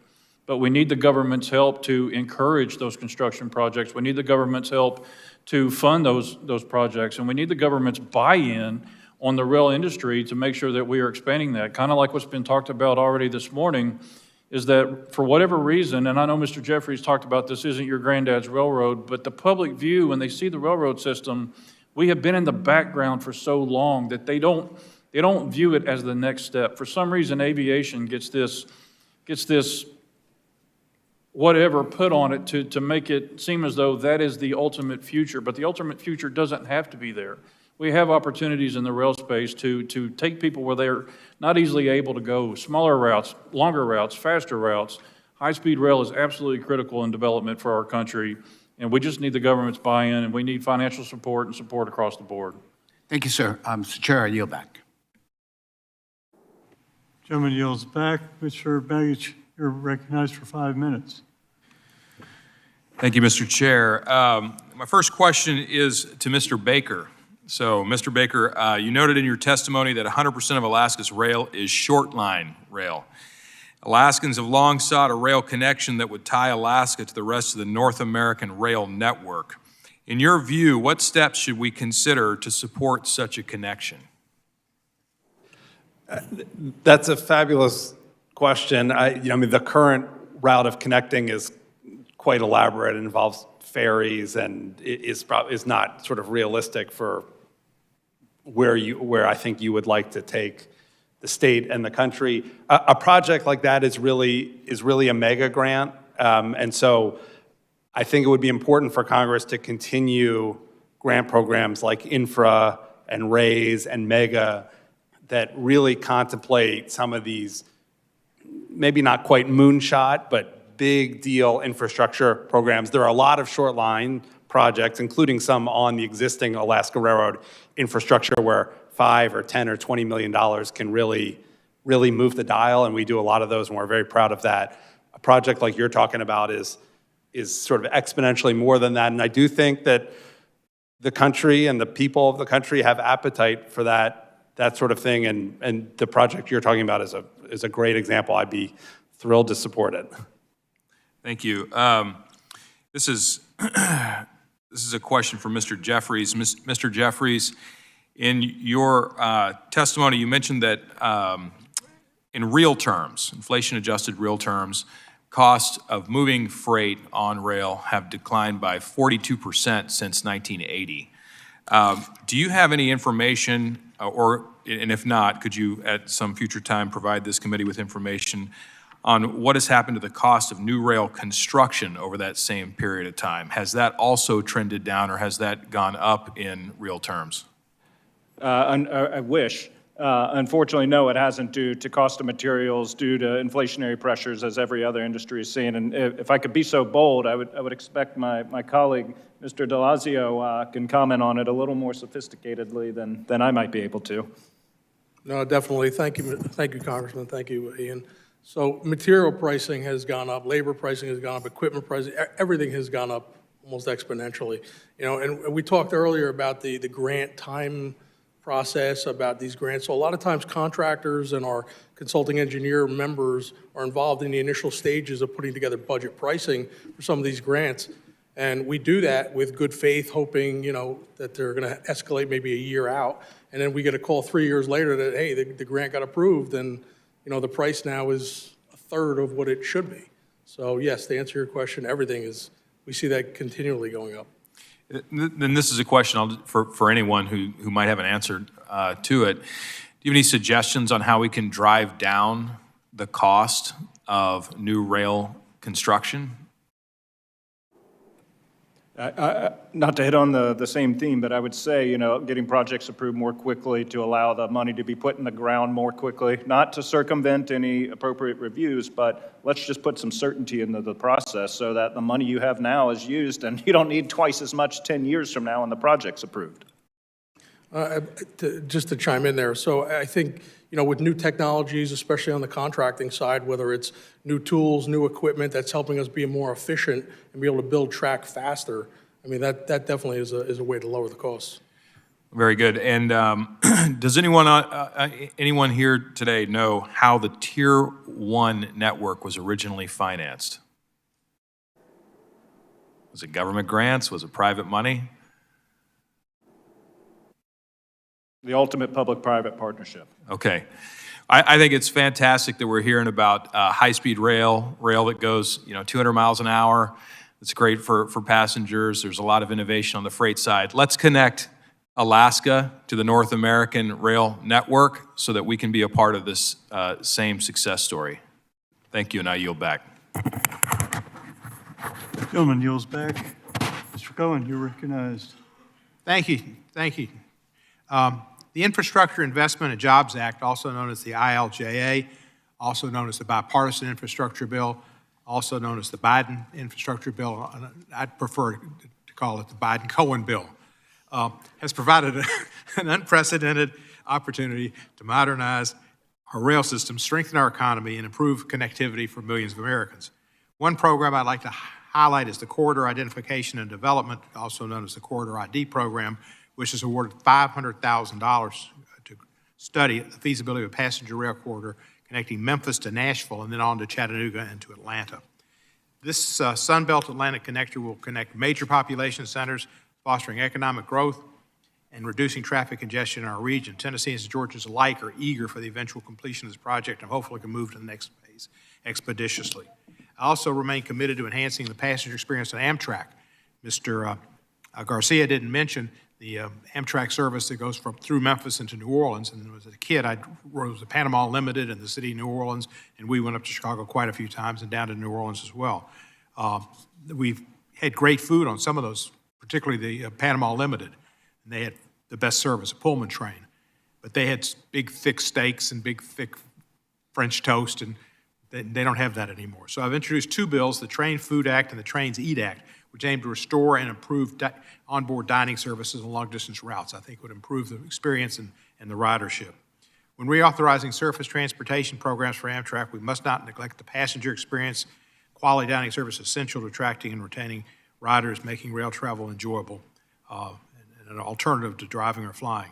Finally, I want to address a pressing issue in America and in Memphis, cargo theft. Unfortunately and sadly, Memphis, which has a large logistics hub and cargo, has seen cargo theft spike alarmingly in recent years, posing threats to businesses and supply chains. Addressing this problem is not just a local concern, it's a national concern, and I believe Mr. Jeffries, but even more so Mr. Baker, discussed trucks and your competition with trucks. Obviously, you don't like trucks. Trucks have 80% of the cargo theft, so you like that. But it's a great problem, and in Memphis we're trying to deal with it, and we need more solutions. Mr. Jeffries, the FBI has developed a task force composed of members of the U.S. Marshal Service, Memphis Police, Shelby County Sheriff's Office. What additional areas of collaboration could be established between freight railroads, law enforcement, and other stakeholders to enhance preemptive measures and effectively combat cargo theft on trains? Well, thank you for highlighting that, and that's a priority of ours is making headway because not only is it an issue in Memphis, it's an issue across several parts of the country, and frankly, the epitome of interstate crime. It is a federal issue that we need federal attention to, and one of the most frustrating things we've seen is that, arrests are made and prosecutions don't occur, and that's why we're advocating, and hopefully this task force will draw some attention to getting some resources behind prosecutions and putting folks behind bars and moving up the chain, because this is absolutely an organized effort, the sophisticated effort, and railroads are investing on their own to increase deterrence, increase monitoring and vigilance, but it's going to take everybody working together because the problem's not going away. And we'll look forward to partnering with you on this. Thank you. I know in the 1880s when Jesse and Frank were doing their job on the trains jumped into it and hired the Pinkertons. So you need to get the 21st century Pinkertons on this. And if I may, Congressman, we certainly view trucks as our big competitors, but we would absolutely view we're on the same page as them on cargo theft issues. We would not wish theft on even our harshest competitors. But if you had a choice. Please stay away from the trains, yes. Right. Mr. Jeffries, this corridor I talked about, Memphis on to Atlanta, could do a lot to improve congestion and the environment as well, reducing emissions. How can freight railroad partners work with passenger rail projects to advance these climate goals and equitable development? So when we've seen these projects work well, of which there are numerous examples around the country, all stakeholders get together at the front end and sit down and talk about desired outcomes. And so that's the municipality, that's the state, that's the passenger entity, that's the affected freight railroad, and talk about, okay, what do we want to achieve? What capacity is necessary? What investment is necessary to ensure that capacity, and who's going to pay for it? And so I've got 4 seconds, and I want to ask Mr. Cassidy something. You talked about the ultimate future and where we should look at transportation. Elon says it's Mars. Should we put all that money into planting a flag on Mars, or should we maybe do it somewhere like Memphis? Thank you for the question. I mean, I'm intrigued by the thought of going to Mars, but the reality is when we're talking about investments in taxpayer money, the investments here in the country, and the biggest benefit is moving them to where they need to go safely and efficiently. And there's no better opportunity than in the railroad system. And high-speed rail, in my opinion, is the greatest opportunity for funding to do something meaningful for the people of America to make an impact on the economy and the infrastructure as a whole. Thank you. Unless you're Ralph Cramden's wife, you're not going to the moon. Go back to the balance of my time. Gentleman yields. Mr. Kennedy, you're recognized for 5 minutes. Thank you, Chair Webster and Ranking Member Titus. Appreciate you convening this committee, and thanks to the witnesses. You've been here for a while, and I appreciate your willingness to elucidate these important issues. The Uinta Basin Railway is an important project in Utah's 3rd district, and my district is home to the Uinta Basin with its major oil fields. There's several crude by rail projects in the works in my district, and that is one of them. And it's an opportunity for us to reduce truck traffic on dangerous roads. These are mountain roads with terrible weather sometimes, and move that crude oil out of the basin and move goods into the basin. So with that in mind, Mr. Baker, I was interested in your take on this. What are some of the major regulatory issues that face the railroad industry generally as it relates to American energy, and what steps we can take to enhance energy dominance in the United States of America and Utah, my congressional district specifically? The Uinta Basin project is very exciting. It would be served by a short line railroad, which would then connect to Union Pacific and connect it to the world. There was a big regulatory threat to that particular project. As you know, the STB the Surface Transportation Board approved it with its environmental analysis. It was extremely exhaustive and I thought impressive analysis. And then a court overturned it and said that they didn't properly consider essentially the downstream effects of how the oil would be used, which is, Ian referenced a similar issue earlier today. That was just re-argued in front of the Supreme Court, and I think the outcome is heading in a direction that makes sense, where the reviews will now be limited, and this is to answer your question. The important outcome is that reviews be limited to the actual project rather than sort of a holistic view of how every commodity is going to be used, because if we do that, then we'll never build anything. And there are frankly not a lot of brand new rail lines that get built in this country. The Uinta Basin one is an exciting one. I'm sure Mr. Delawisio's members would be very excited to get to work building it, and we're excited to get to work moving it, and the folks in Uinta Basin are excited to get to work selling it, and probably most importantly, this stuff already moves, like you said, on trucks, on dangerous mountain roads. Moving it by rail is a better outcome for literally everybody. Thank you. And with that, Mr. Delosio, would you tell us what that would mean if you were able to participate, you and those that you represent were able to participate in building that railway? Thank you, Congressman. I'm sorry, could you please repeat that? What would that mean to you if we could, you and your industry, if we could actually start to build that railway that we're seeking to build there in my district? Thank you. Well, it means a lot. I mean, our member companies are a lot of them are small, family-owned companies. A lot of them are larger companies. But to get those funds, to be able to get those projects and get involved, I mean, all that money that is spent to get those companies out there, get the workforce on the ground, get their equipment on the ground, start laying material, that all trickles down to feed their families. I mean, it's so vital. I mean, we have so many members all across this country that are just itching to build more track. I mean, we need help to be able to do that and do it safely and get those trains on them and get them moving. Well, we're itching to help you accomplish that goal because it would be outstanding for us. Mr. Jeffries, I had a question for you along these lines. Efforts to cut red tape associated with these infrastructure projects, approval and construction have been successful in recent years, but what more can still be done to fast track routine maintenance and replacement construction projects without ignoring environmental or historical preservation concerns? Thank you for the question. So 2 things. One, and Congress has already told the Advisory Committee on Historic Preservation to do this, provide the same categorical exclusions to replacement of historic assets as you do highways.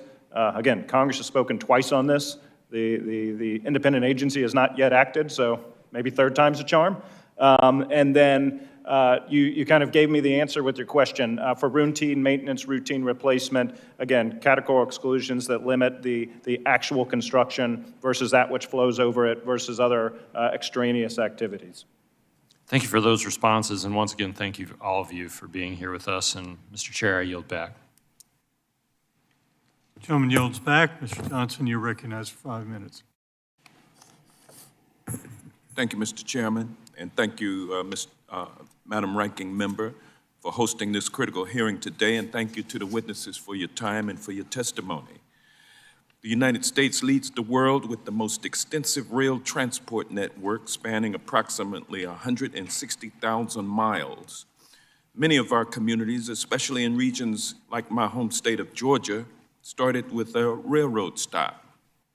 Entire towns were built around these vital pieces of infrastructure because we understand their importance. Yet, today it operates without consistent long-term funding required to maintain and expand this essential infrastructure. As we all know, climate change is one of the greatest challenges of our time, and rail emerges as a transformative solution. Our system provides the safest, most energy efficient, and environmentally sustainable mode of transportation. By alleviating traffic congestion and reducing reliance on fossil fuels, rail plays a vital role in creating a cleaner future. Its ability to reduce greenhouse gas emissions far surpasses road and air transport. Without the security of long-term funding, however, it's a challenge to build on the progress achieved from long ago and through President Biden's bipartisan infrastructure law. Mr. Cassidy, expanding and modernizing our rail network to reach more communities with improved service means creating good-paying jobs, fostering domestic manufacturing, and ensuring our infrastructure meets the demands of the 21st century.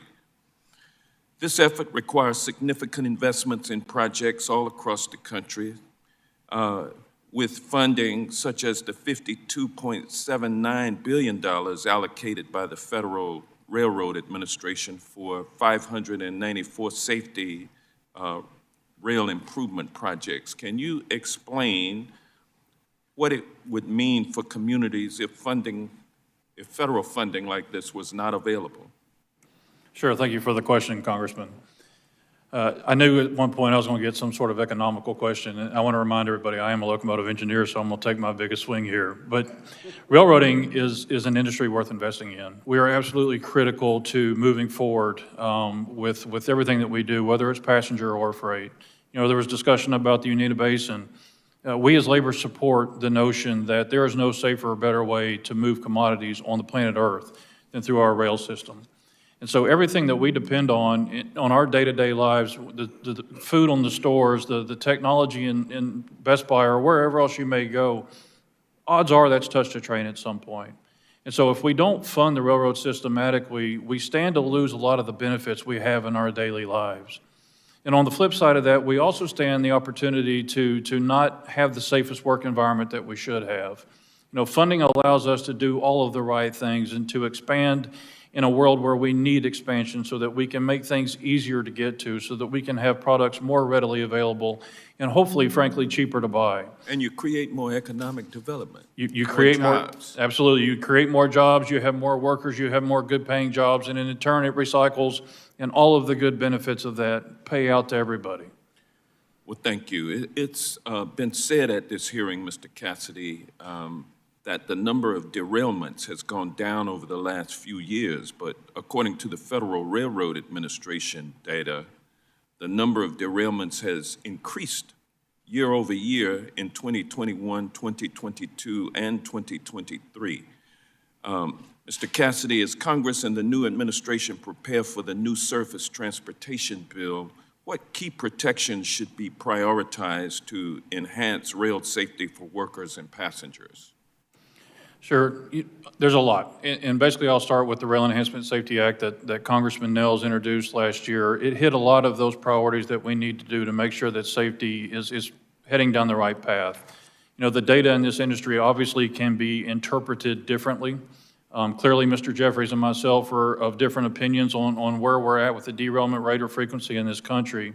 But we need to take a real look at what is going on and not accept that, you know, we are increasing or we are running flat. We're not doing enough to stop these accidents.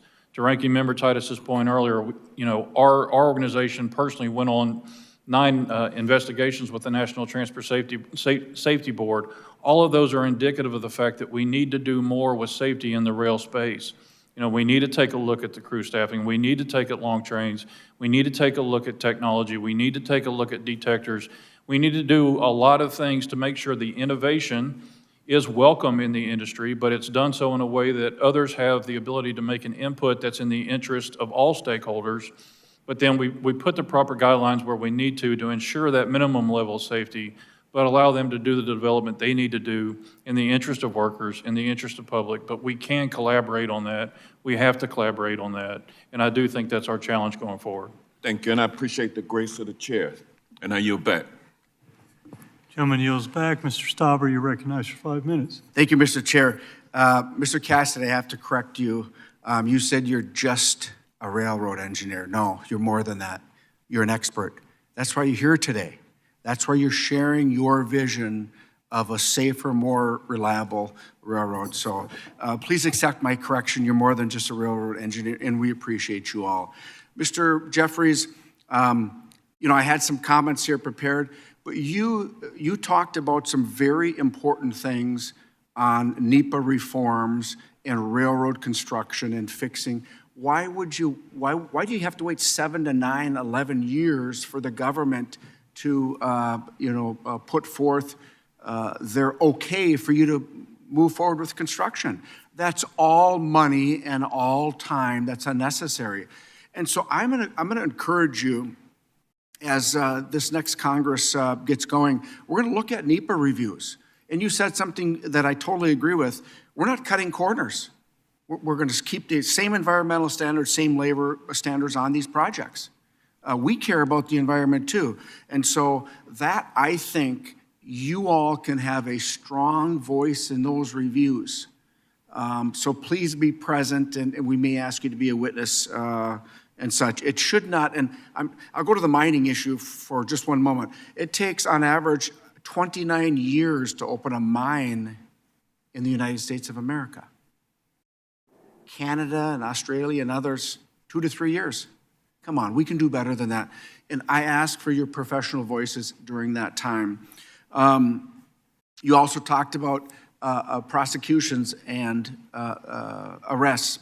So being a former law enforcement officer, that's one of the things that frustrated me the most, and it still frustrates the American law enforcement community. You could have your railroad police arrest these organized criminals, and they get a slap on the hand, even if that, and they're out the next night doing the same thing to your rail car, stealing the products off there. And so if we don't have prosecutions, it's going to continue and continue and continue. I hope and I trust that this new administration, they're going to crack down on rail thefts, because it's getting big, and you all know that. I mean, you're adding more railroad police, et cetera. But I'm one to stand with you on the prosecutions, because when we don't prosecute that, guess who pays more for the end product? We, the American people. And so I'm absolutely with you on that. I want to say something that I think is really important. So I came from the county government in St. Louis County, northern Minnesota. So when we had issues with railroad crossing or safety, the community and the rail professionals always were there to help us out, to make sure that that crossing was the safest it can be. I want to just tell you that I understand safety is your first, second, and third priority, not only for the public, but for the passengers, et cetera. So I've been on this committee since day one, and we're all almost on the same page. And when we do that, we can move mountains. And I think that as we continue in this Congress, let's have that discussion. Because I think rail is a huge part of our mode of transportation, amongst others, right? I mean, we have room for the aviation community, certainly aviation. We have room for using our ships and ports, et cetera. Certainly we can do that. And I would be remiss if I didn't say that Duluth, Minnesota has the most inland port in the country. With that being said, so we also, when we look at passenger safety, crew safety, et cetera, we're also, I think, where we can up it a little bit is training for our first responders across the nation. Because if there's an incident, it's oftentimes in the rural communities where those first responders are the first ones there. We have to really get really good at notifying and preparing and training for our rural first responders. And that includes our Native American communities, because we're going through a lot of tribal lands too. We need to make sure that we prepare them so that in case there is an incident, that we're well prepared and that we can reduce the harm. And so for a legislator like me, I'm looking for all of you for that expertise, advice. So when we talk about rail safety, when we need to put legislation, that you're at the table. I really appreciate the expertise in this panel, and thank you for your time for coming this afternoon. Mr. Chair, yield back. Gentleman yields back. Mr. Ryan, you're recognized for 5 minutes. Thank you, Mr. Chairman. I'm excited to join this subcommittee for the first time, and thank you to the ranking member as well. Thank you to our witnesses for now many hours of your time this morning. I proudly represent the Hudson Valley region, which is north of New York City. A significant amount of railroad traffic, both freight and passenger, including 123 miles of CSX run freight on the west side of the Hudson River. Many areas and crossings specifically in my district, as has been discussed, desperately need safety enhancements and investment and redesigns, from traffic signal upgrades to prevent congestion backups, roadway redesigns, and enhanced warning systems, even basic signage, which we're lacking at many of these crossings. For example, the town of Saugerties in my district, which is an entirely ungated crossing, lacks any warning lights, and in 2017, a constituent riding in a taxi was killed when her taxi driver missed a stop sign and drove right into the path of an oncoming train.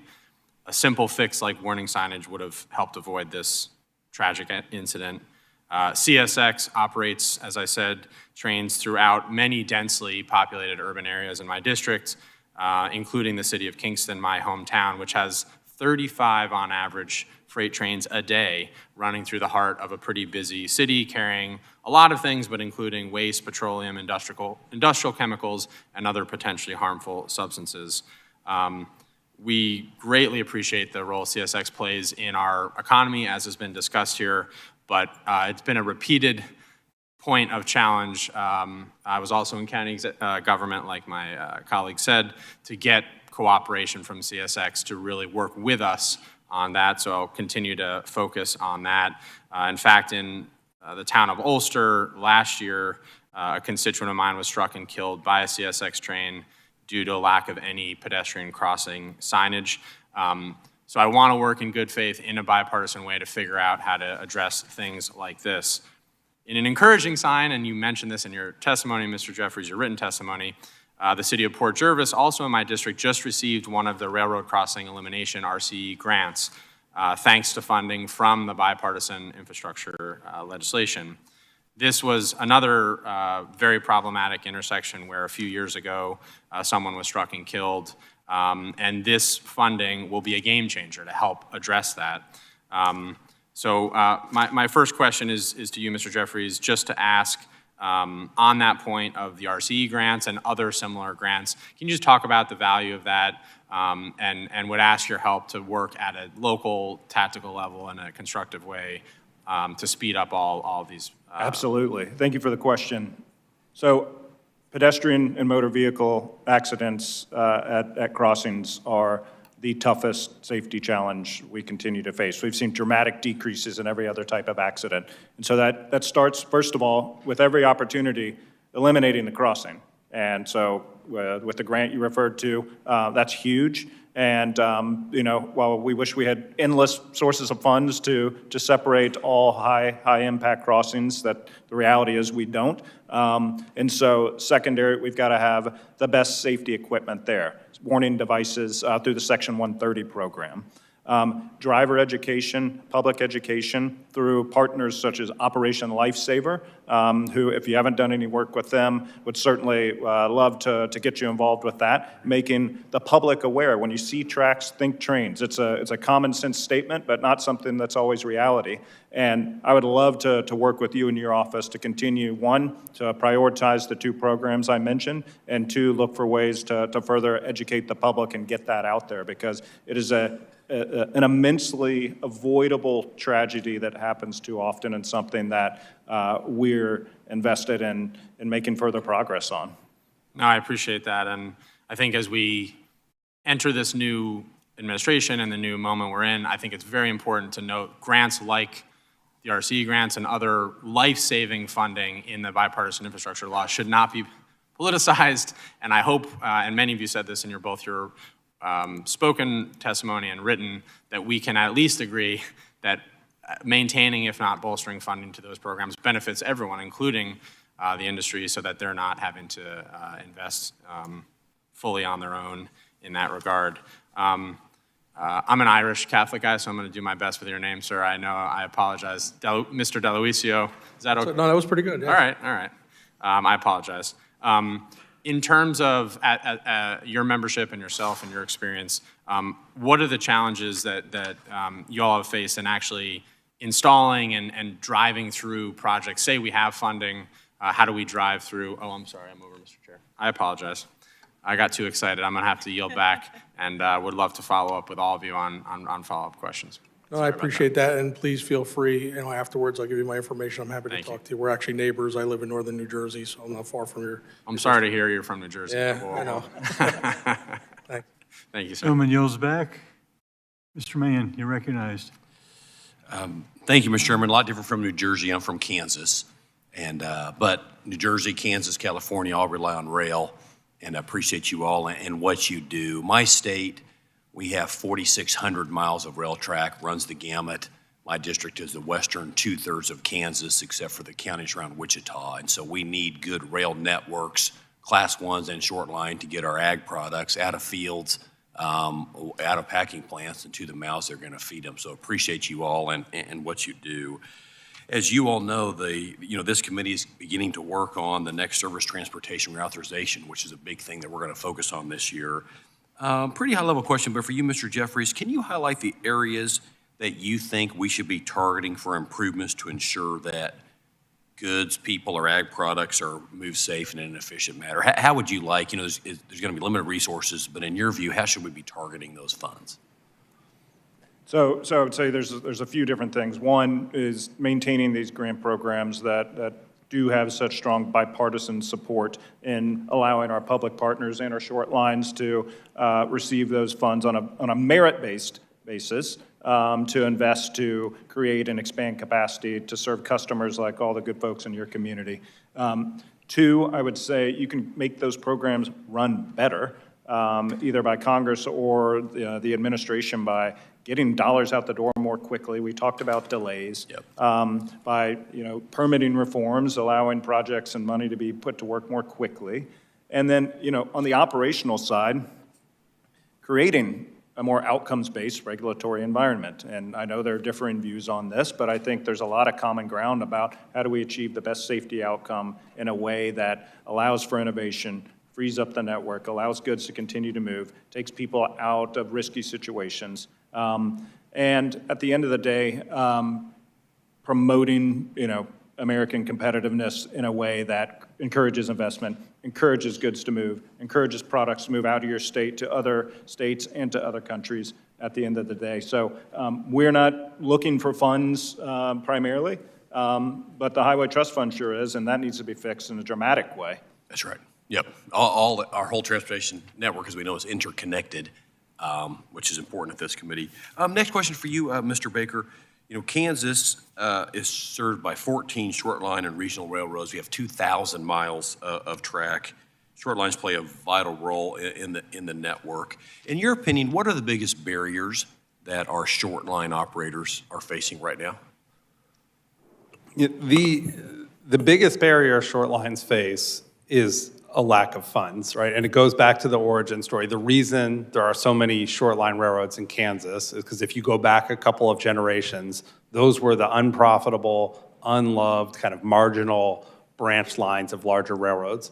Luckily, rather than being abandoned, they got sold to short lines. And those folks are hustling, scrapping, knocking on every door, working every day to try to keep those railroads in existence and let them survive and thrive. And it's largely working, but we need help. We are not like the class ones totally self-sufficient. We are not too proud to say we do need Congress's help. Blessedly, Congress has long been very supportive of short lines, particularly folks from Kansas.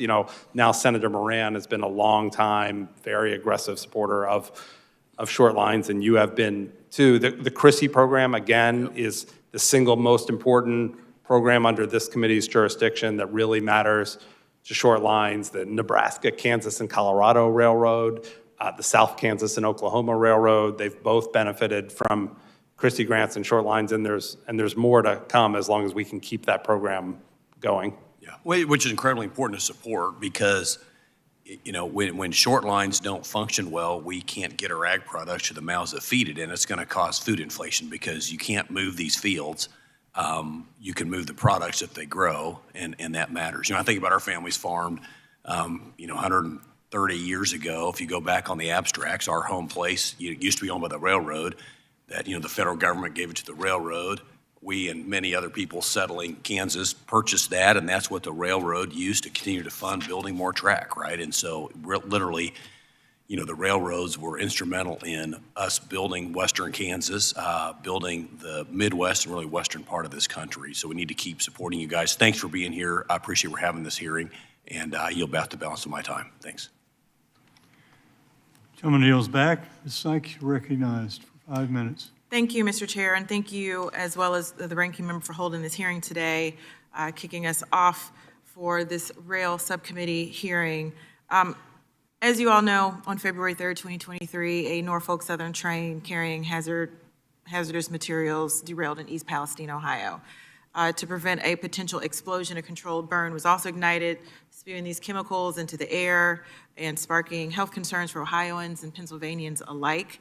What occurred in the 2 years following, no one should have had to deal with the horror and the fallout of such a disastrous derailment, which has impacted this community and continues to impact this community. So one of the things that I did, and after being a member of Congress for less than a month, was introduce a bill with my colleagues, a bipartisan bill from Democrats and Republicans in Ohio, the RAIL Act, which was a piece of legislation to address the needs of the community. And, you know, we heard from folks in East Palestine, Ohio, we heard from labor unions, we heard from stakeholders, and we put this bill together hoping that we could address the issue of rail safety. And one of those provisions specifically came from our governor, Mike DeWine, which was around the temperature threshold requirements for safety placards, because what we found in the subsequent report was the first responders went looking for the placards, but they had melted, and they had no idea what they were dealing with. And, you know, I bring that up because the work that many of us have done, you heard from my colleague from Pennsylvania, our colleague from Texas, who have been trying to figure out a solution to this issue, yet we have no solution to this issue, and people in East Palestine are still wondering why Congress refused to act. We heard a lot of criticism of the former president not showing up. The current president did show up. We still have no legislation that addresses the needs of the people, not only in East Palestine, Ohio, but all across the country who have been subjected to train derailments and had their lives turned upside down. And I'll briefly share a story because I was speaking to a law school class earlier this week, and they were asking me about the RAIL Act, and one of the students asked, well, with the fact that we now have a Vice President Vance, who was the co-lead for the Railway Safety Act, do you think that we will see train safety in the future? And my response was no.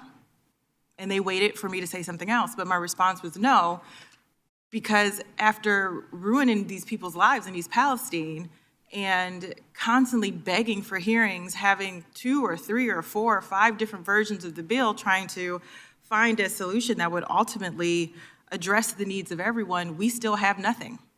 And as my colleague from Pennsylvania said, I find that to be wholly unacceptable. It is unacceptable to have not done anything for the people of East Palestine, Ohio, and all across this country who are concerned. And so I was going to ask you, Mr. Jeffries, what could we do? What would you be okay with?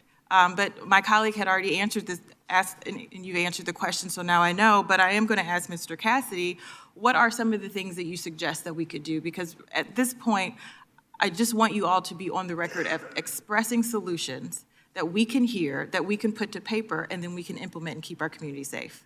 Sure, thank you for the question, Congresswoman. East Palestine brought to light a lot of failures within the system of railroading. And defect detectors are kind of at the center point of that. And the purpose of the defect detector is it's a wayside detector. It lets you know if there are defects in the cars of the train, if there are trending indicators to give a heads up that something might be going wrong. You know, like in a car, when you have wheel bearings, if those bearings start to seize, temperature, obviously you have metal on metal, friction takes place, and you have temperature that rises. Historically, at least from when I hired on in 2005, these defect detectors gave you audible warnings. When you hit one or when you started to go over one, it gave you an introduction. You know, CSX, milepost, blah, blah, blah, defect detector, just to let you know it's on. And then as you went over it, if there's a defect, it would sound an audible alarm, and then it would give you a closing announcement saying CSX defect or milepost, blah, blah, blah, this is what the issues are. But then somewhere along the way, we lost the priority of those communications, and defect detectors started turning off the entrance alarm. So you didn't know if they were working or they weren't working. And then somewhere else along the way, and the next step in the transition is that railroads decided that they didn't want to give the operating crew that information about the defects, that they were better suited to determine whether there was a defect, it should be appropriate, should be reported or not. And then we get into the temperature thresholds like you addressed. You know, there should be a standard on those thresholds. There should be a point at where we need to say, hey, look, you've got to be notified of it. But to Congressman Moulton's point earlier too, there's no reason we shouldn't be in a place where technology doesn't exist that's providing real-time information to the crew in the cab of the locomotive, because that's who needs that information. We're not going to keep operating a train when we know there's a problem behind us. we're the ones that are responsible for its operation. We're the ones whose lives are at stake, and we're the ones that want to make sure that we get the job done the way we're supposed to. If there's any one thing in East Palestine Palestine that we can fix, is making sure that the defect detectors are communicating, that they're relaying the information to the crew, to the people that have to have it in real time, and getting those things done. But the Rail Safety Act, Rail Safety Enhancement Act did approach a lot of those issues. Thank you, Mr. Speaker. I know we're out of time, but I'm in this committee to make sure that we figure out these solutions and implement them, and I look forward to working with everyone in order to do that. Thank you for letting us go over, Mr. Chair. I yield back. LA rules back.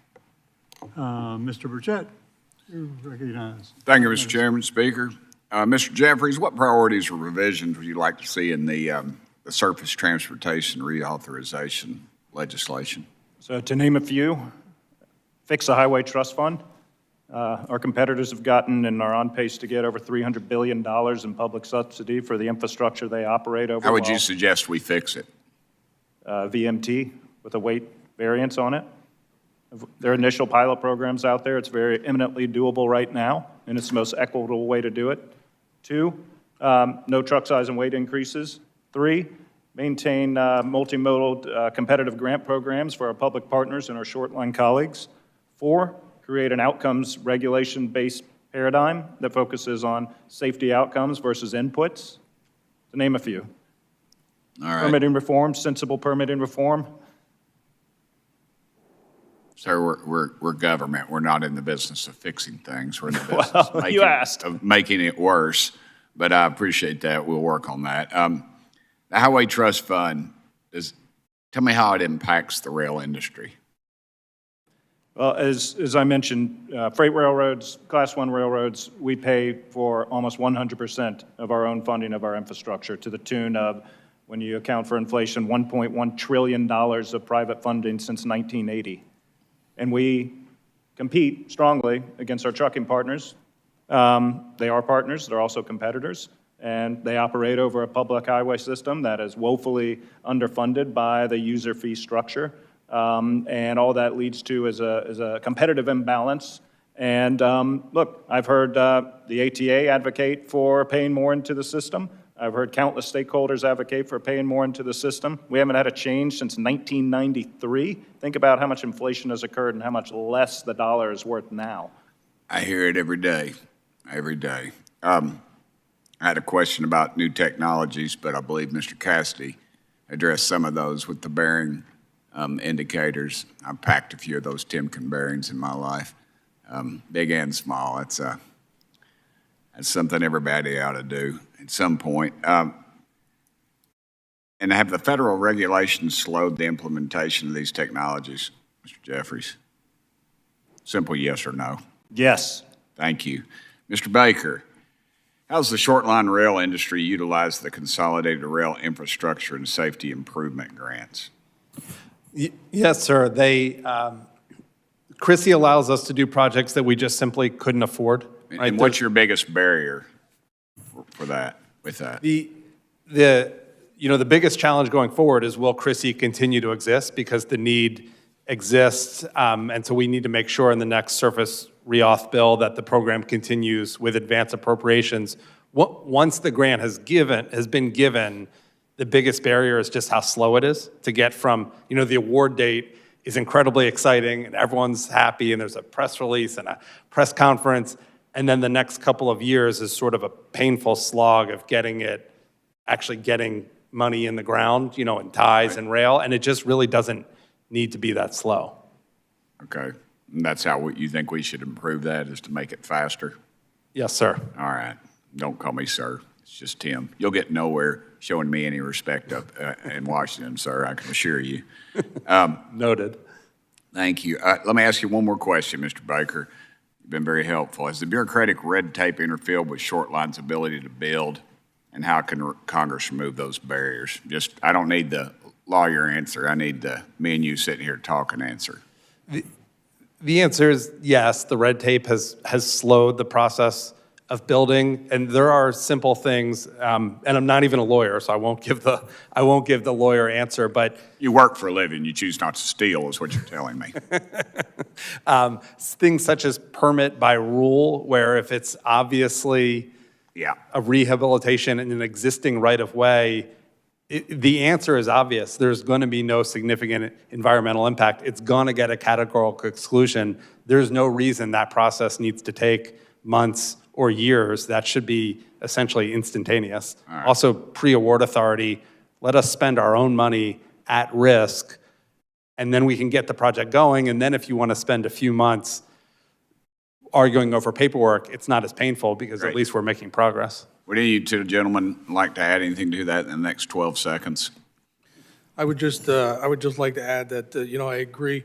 I spoke a little bit earlier about sometimes the processes, like as a contractor, and we want to give our partners those budget prices. Sometimes years later, they get the funding, and now that budget price we gave 3 years ago, really, it doesn't pay for the project anymore. So we have to go for change orders and things of that nature. So the timing really is an important thing. Thank you, Mr. Chairman. I yield back. Mr. Chairman, I would like to say for the record that I have a intern with me named Emma Grace from Nashville, Tennessee, and she is wonderful. We hear a lot of bad things about what's going on with our young people in this country, and around a young person like that, it makes me feel a whole lot better about where our country's headed. Thank you, Mr. Chairman. Gentleman yields back. Ms. Friedman, you're recognized for 5 minutes. Thank you, Mr. Chair. We have heard a lot about the importance of rail investments on farms and on freight, and that's wonderful and true. And we've also heard about the need to find ways of really funding our rail infrastructure, both for safety and for economic development. And I want to bring up another facet of this that's very important to my district, which is housing. I represent Los Angeles. As you know, we have been devastated by recent wildfires that have left maybe 12,000 people or more homeless. That's running straight into an existing housing crisis in Los Angeles that already had tens of thousands of people homeless in our community and many others facing severe overcrowding, and thousands of people who can't afford their rent because of the housing shortage driving up the price of rent. To me, it's been obvious for many years working on transportation issues that we're not going to solve our housing crisis in Los Angeles or many of our parts of our country without figuring out mobility. Because the first thing that neighbors always say when anyone wants to add new housing in Los Angeles and in many parts of the country is that they're concerned about the impact on parking and traffic congestion, which makes sense because we don't always give people other options for good mobility. And that means that for us to fix housing, we have to fix transit and better invest in transit. And rail, of course, plays a huge role in that. And getting people to and from work, which sometimes in Los Angeles can mean traveling many miles because people are priced out or working in areas where they can't find housing. So that's the lens that I'm looking at transportation investments through, that it's not just about moving freight, it's not just about moving maybe from region to region, but also solving our housing crisis, which makes it even more important. Now, the FTA's pilot program for transit-oriented development, our TOD planning, helps to create communities that are walkable and bikeable and more connected. And the bipartisan infrastructure law provided a 38% increase for DOT programs. But transportation costs are still one of the highest consumer costs that we see. And in 2023, LA area households spent 16% of their budget on average on transportation, totaling almost $15,000 a year.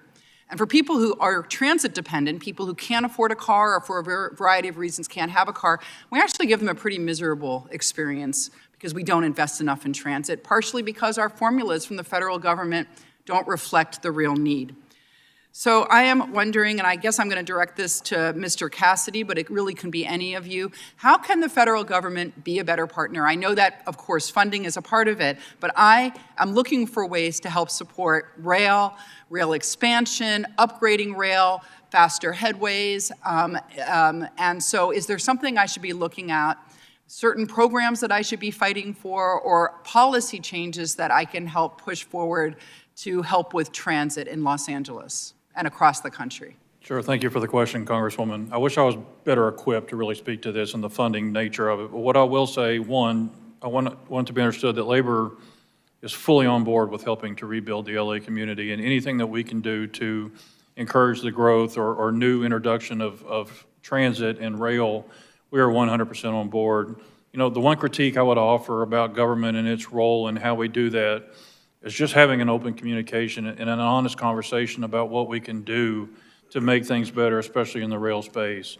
You know, safety for us is not a partisan issue. It should not be us versus them. It is simply one of those things that we must accept and we must drive towards. And improving communities is one of those things that we've got to be talking about, real-world solutions that are doable, and then not worrying about, you know, what party might do what. We've just got to get down to the fact that, hey, we need to do what's right for the American public. We need to do what's right with how to make sure they have the opportunity to get to work. And I know this effect all too well. I'll be really honest here. I lived in the Huntington, West Virginia area for the last 15 years. When I was elected to this position and moved here, never was I smacked so hard in the face about the difficulties of transportation than living in Washington, D.C. And I understand the realities and the challenges. And so I can't necessarily recommend the fundamentals, but what I can tell you is that Congress has got to step in. You've got to learn how to, or figure out how to work together and just realize this is something we need desperately to make sure we get it done, and then let it roll. And we are fully on board to make sure we get over the finish line with that. I would just add, first and foremost, my condolences to the entire LA community. I have family who's lost a home, friends, no doubt you do as well, and absolute tragedy. I think a lot of it comes down to, you know, Southern California is another one of those parts of the country that has so many different governments. And we talked about a program earlier in Chicago called the CREATE program, where the city, county, state, freight rail, passenger rail, commuter rail have all worked together to talk about investments to be made to free up capacity to create more service. And I think there was a real opportunity there to coordinate and identify shared priorities that'll have the biggest impact for the whole community versus community by community. And so would encourage you to take a look at that program and how we might be able to work to be part of that sort of establishment moving down the road. I'd also note, we've talked about the Highway Trust Fund a few times, and Ian and I tend to approach that from the concept of freight and freight rail competing against trucks, but I think our transit friends would have a similar vantage point on rail transit, you know, or even bus transit versus roads. And the reality is LA is very different than perhaps a rural area. In a rural area, perhaps the money is best used to expand the county road, but in LA, New York, Chicago, you cannot build your way out of traffic congestion by more roads. It doesn't work. You need to invest more in rail transit. Thank you so much. Yield. Shelley yields back. Mr. Taylor, you recognize for 5 minutes. Thank you, Chairman Webster and Ranking Member Titus, for holding this meeting, and thank you, witnesses, for being here with us today. I appreciate it very much. As it stands, Ohio has 44 operating railroads and over 5,000 miles of track, making Ohio the third largest rail infrastructure state in the nation. Manufacturing, steel, agriculture, and international trade all depend on railways to connect Ohio products with national and global markets. As one of 2 Ohioans serving on the Transportation and Infrastructure Rail Subcommittee, ensuring rail safety after the incident in East Palestine is one of my top priorities. Mr. D'Aloisio, in your testimony, you mentioned how railroads across the country following East Palestine created and implemented new safety measures to ensure derailments like this didn't occur again.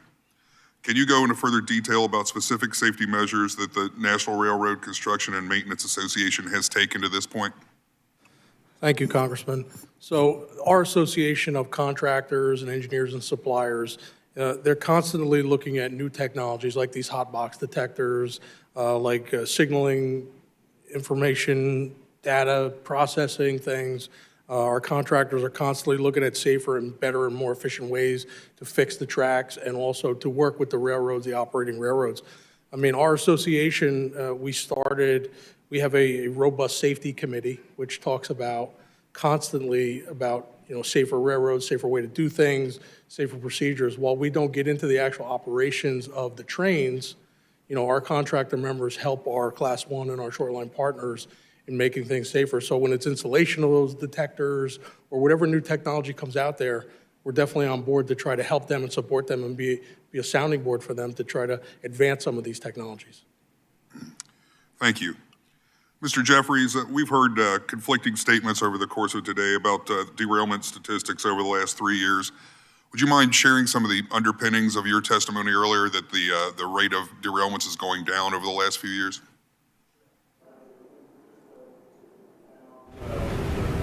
Sure, I'd be glad to. Just to add on to my colleagues' comments, freight railroads took a number of steps as well, increased the number of wayside detection, whether it's hot box, whether it's acoustic bearing, whether it's machine inspection portals, whether it's reducing absolute threshold on bearing increases, whether it's establishing new trending algorithms for troubling trends and increasing temperatures on bearings, or whether it's making sure first responders have real-time information. 2.3 million first responders now have access to our real-time app. Shifting to the safety numbers. So we saw in 2023, employee injury rate was at the industry's all-time low. We're a 200-year-old industry, all-time low. Final 2024 numbers haven't come in yet. We're neck and neck with that, slightly below, but that's through 10 months. So hopefully the last 2 months of the year will bear that out. Of course, any number above zero, we've got a lot more work to do. On the derailment rate is the key measure, rate. In 2023, the rate was 3.46 incidents per million train miles. So far in 2024, the number's 2.77 per million train miles. Again, that's above zero. That's not acceptable. We've got a lot more work to do.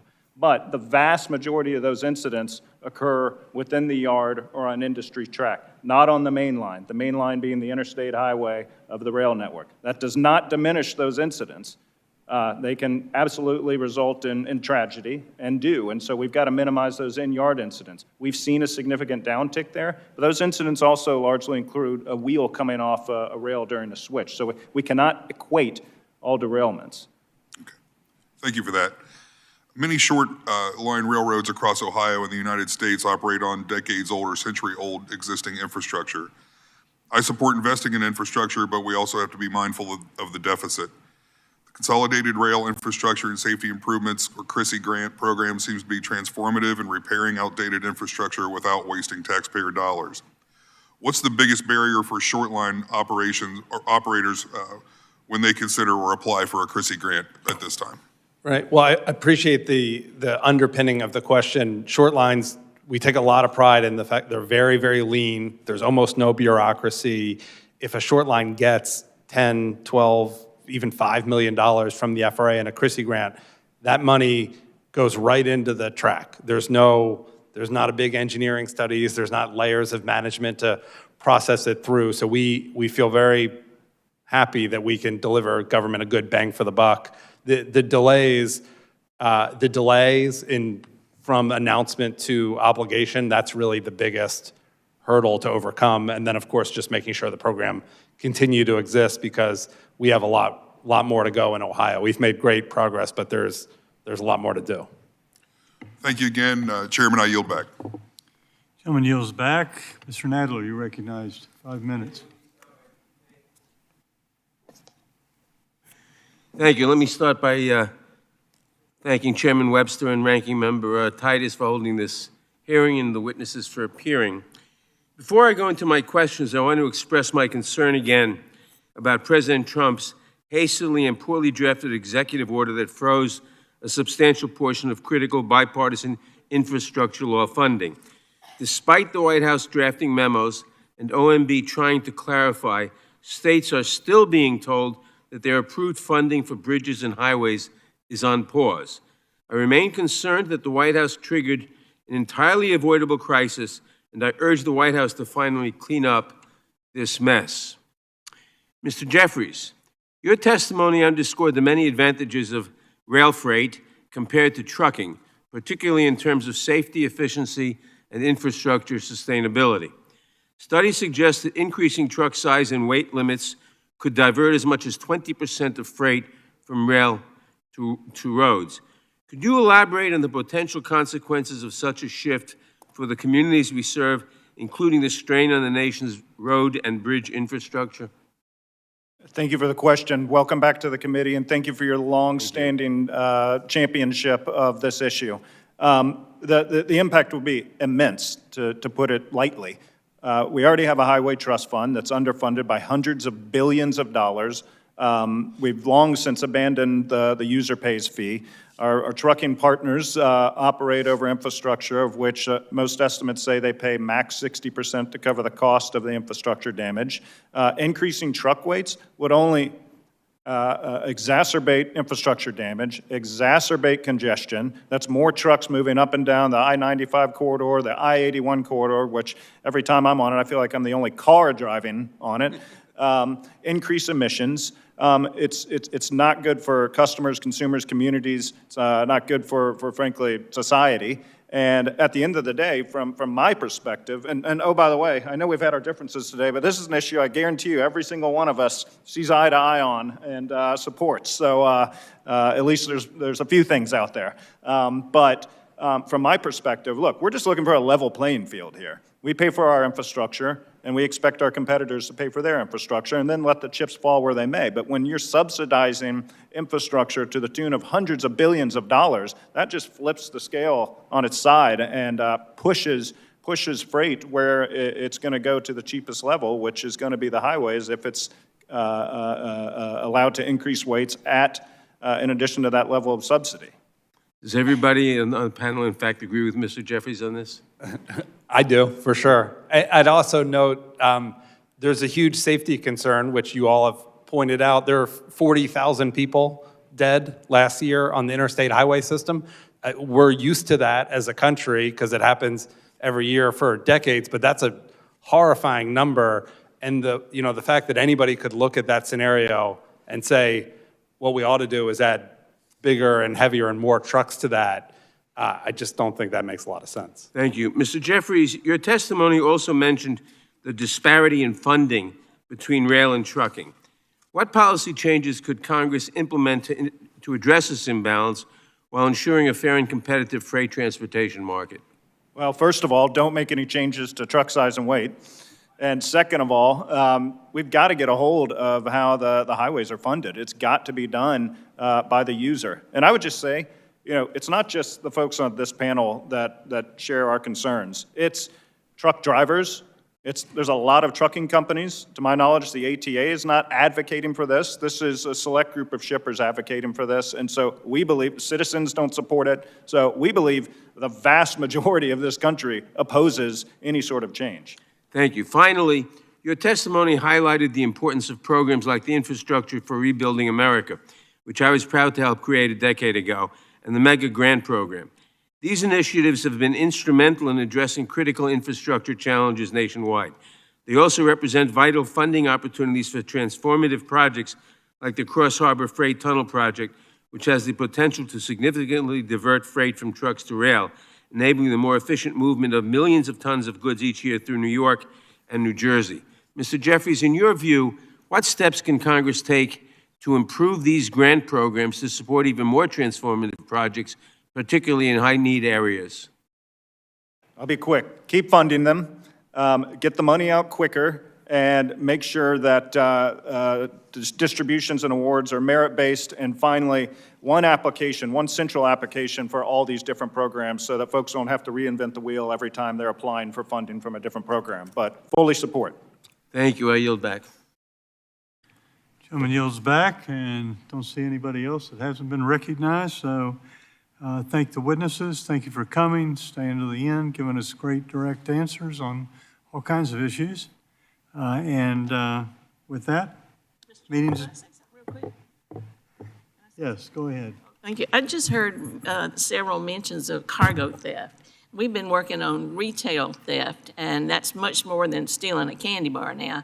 I suspect there's some overlap between these circles that are involved in this. Maybe we need to put a roundtable together with some of the stakeholders and look at how we can do a concerted effort on this issue. We'd be happy to. Thank you. Thank you, Mr. Chairman. Now, no one else is asking to be recognized, so the meeting stands adjourned.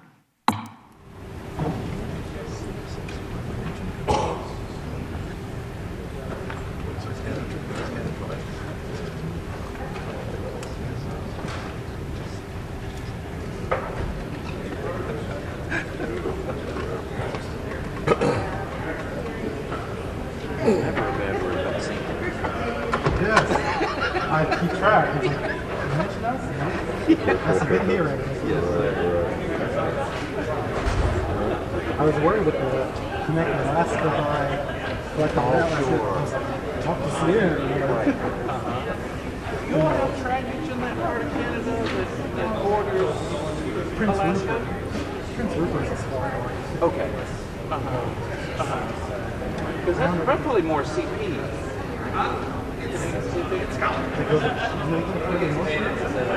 Oh, no, I'm just like farther west. It's like Vancouver. Yes. So, yeah, I guess we're both in the south side. All right. Well, good to be with you.